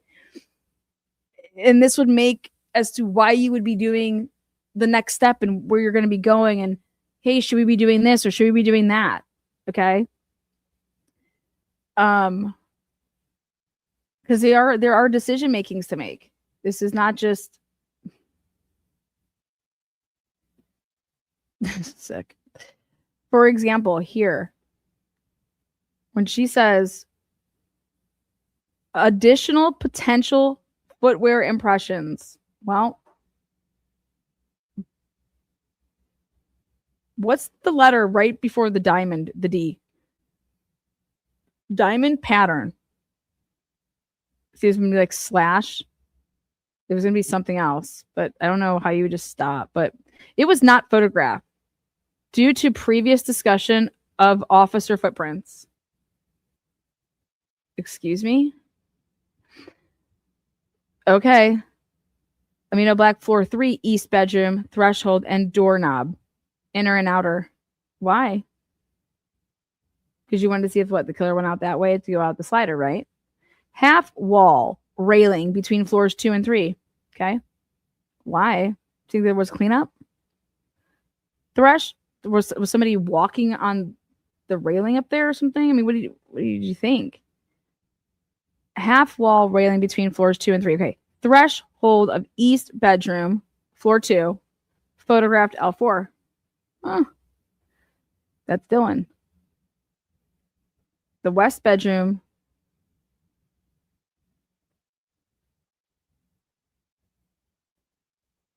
So are you sitting here saying that there were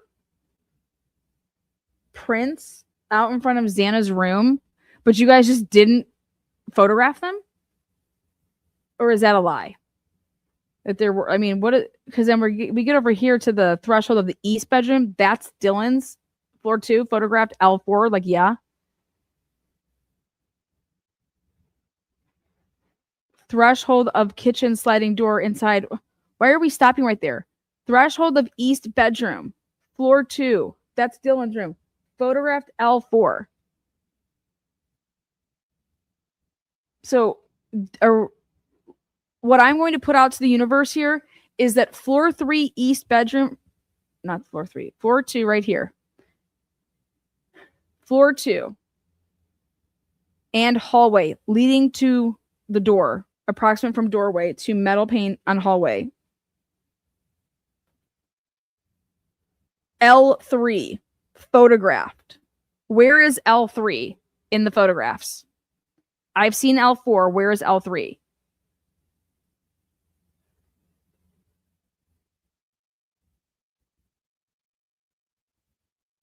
And then it says ISP D2 marker 33. The reason that they had to do this and sign this like 1/3/2023 is because, hey, we need to make sure this is clear. 33 photographed does not mean there's 33 photographs, okay? Marker 33 was photographed, okay? And they did this on 1/3/2023, okay? But my whole thing here is that we have additional potential footwear impressions, diamond pattern, and then they were not photographed due to previous discussion of officer footwear.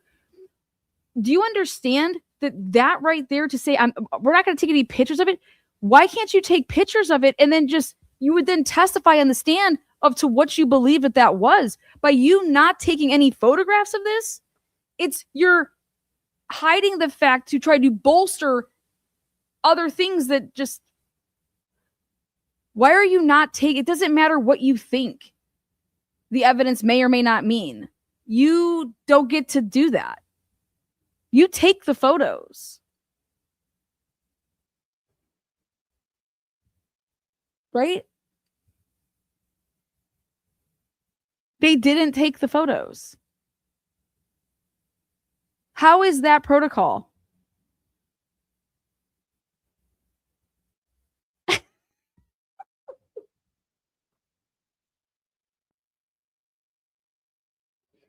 How do you know what it means or doesn't mean? On 11/15, 11/17, 16, 13, 20. You were instructed. Okay. You were instructed not to take those photographs. Why?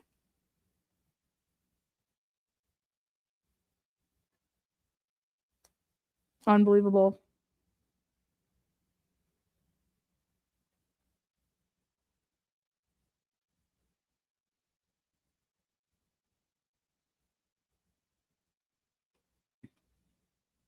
All right. Juliet. Queenie. Bella is in Wonderland. Steph. So basically at 4 a.m. Moon. Allie Tally says neither of those towns survive without the money from these universities 1,000%. It just wouldn't be what it is. So it makes any type of town boom. Murky says, wonder if that's why G's been telling folks to stop digging and reading documents. Don't want WSU getting heads up about info that they might use in lawsuit. I think they already have their stuff. Allie Tally says the media jacked this up so badly from the jump. Yeah, they always do though, because they just run with their selling titles. Like if I was to title this something else, like Idaho4 Battle of the Experts, 2 completely different crime scenes, like that's not like sensation. I'm not sensationalizing shit. If I could have made a headline that would have been like, oh my God, we need to click on this. Holy shit, what Atlanta? I don't do that with my headlines. I want you to be able to search the channel by the name of something and be able to find what it is that I talked about on that episode. That is not at all what any of these people do, especially Nancy Grace. Steve is what Jesse will look like in 10 years with hi. Jesse is frustrated. It's all about the hair. Moto Man, thank you for your humor. Allie Tally Love It says, this is all important and concerning. Never know when you or someone you know care about that could find up. Yeah.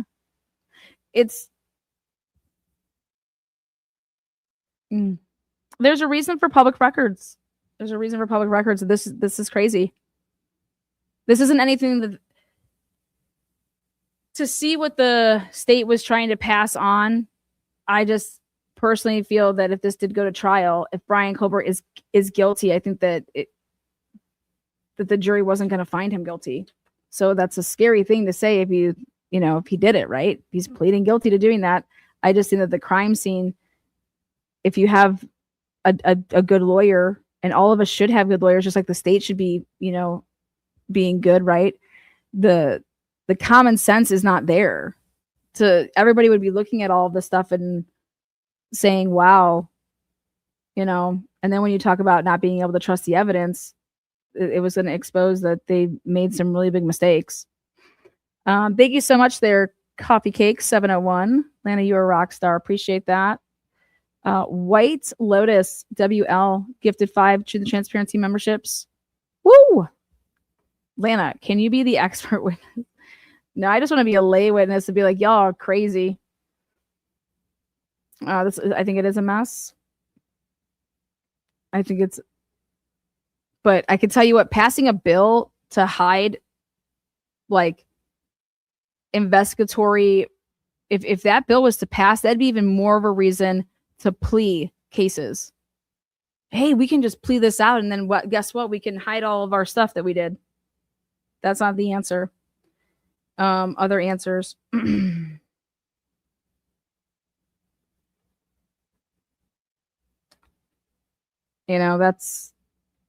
We could talk about that on a live here.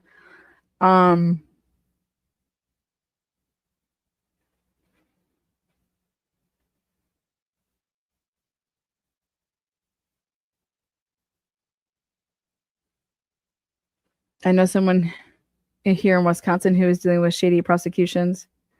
Oh, I think a lot of people are dealing with that right now.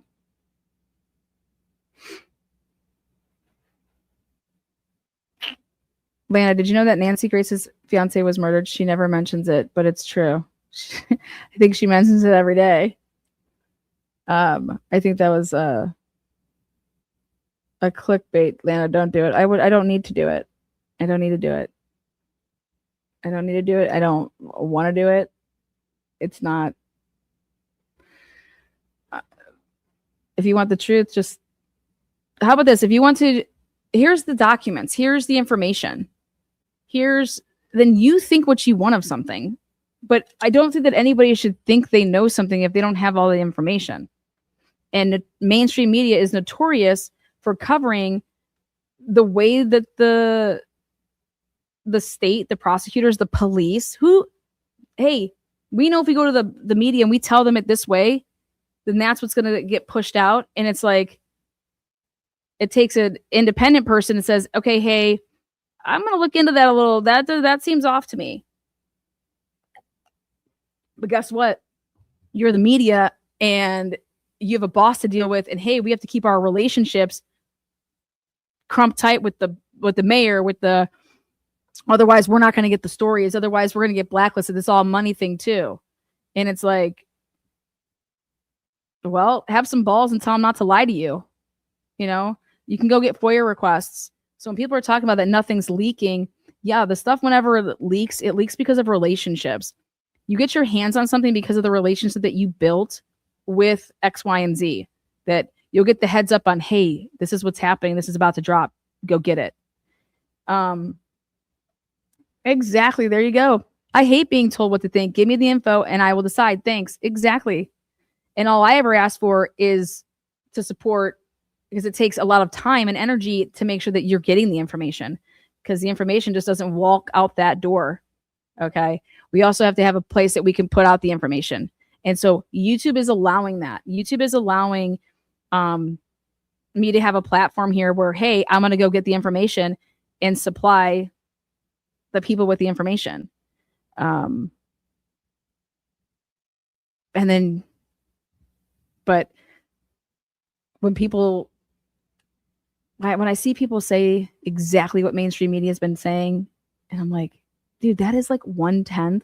They're giving you a storyline clip in 2 minutes. I'm giving you all the information in 2 hours. Here, 3 hours and 20 minutes. You're like, Lana, I don't have 3 hours and 20 minutes to put this on double speed. And also, at certain times you can like fast forward and get to portions that you want to hear about or that you need to know about. But also, if it says that it's a live discussing something, then it's because there's discussions.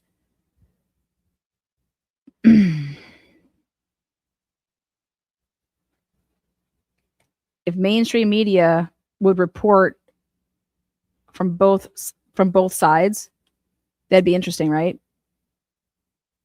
But the lawyers from like the defense side of something, they cannot go and put out stuff to do with their client's case because of a client-attorney privilege. There's certain things that they have to do. But I think that they should start utilizing their mouths in terms of, hey, that's not the only filing that was made today, ladies and gentlemen. We filed, okay, and our filing consisted of X, Y, and Z. But in this case, for the Bradyen Culver case, for example, there was a gag order put on immediately, so Ann Taylor nor anybody could ever even just say those things. Same thing with the Delphi case. They had 6 years of being anything could come out. Then as soon as Richard Allen got an attorney because he was arrested, it's a gag order. We need to start considering the whole, a gag order means you can still talk. You just can't say things that are not on the filing that's public. If something is public, you can talk about it. And so I would just really recommend these lawyers, they need to, whether it's them or get a PR person, they need to point the public to the public docket and whatever their filing was, and specifically say, if you read this paragraph and this paragraph, you will see X, Y, and Z. And, that's our position on this. That's what defense people can do. And because once you're talking about the public docket, you can talk about that. The gag order does not prevent anything that is from the filings like that. So I can just only tell you that I think that defense attorneys need to start considering, with the way that the world is moving with technology, that they need to move that way with their firms, and they need to consider having a social media team member. So just my take. What do I know? What do I know? All right, guys, we'll see you on the next one. But let's go try to find Jared Thompson and I'll order a Subway sandwich, okay?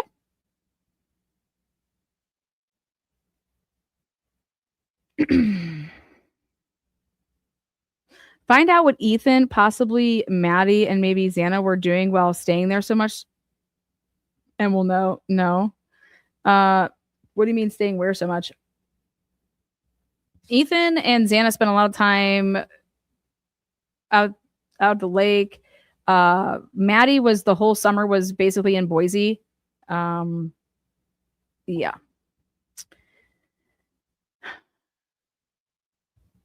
Peace out, Girl Scouts and Boy Scouts. We'll see you on the next one, which will be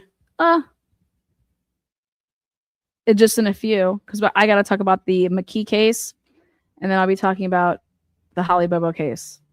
So I'm just going to keep on going. So keep on joining me, but it's going to be on a different thread. Thank you so much. Appreciate you. Peace.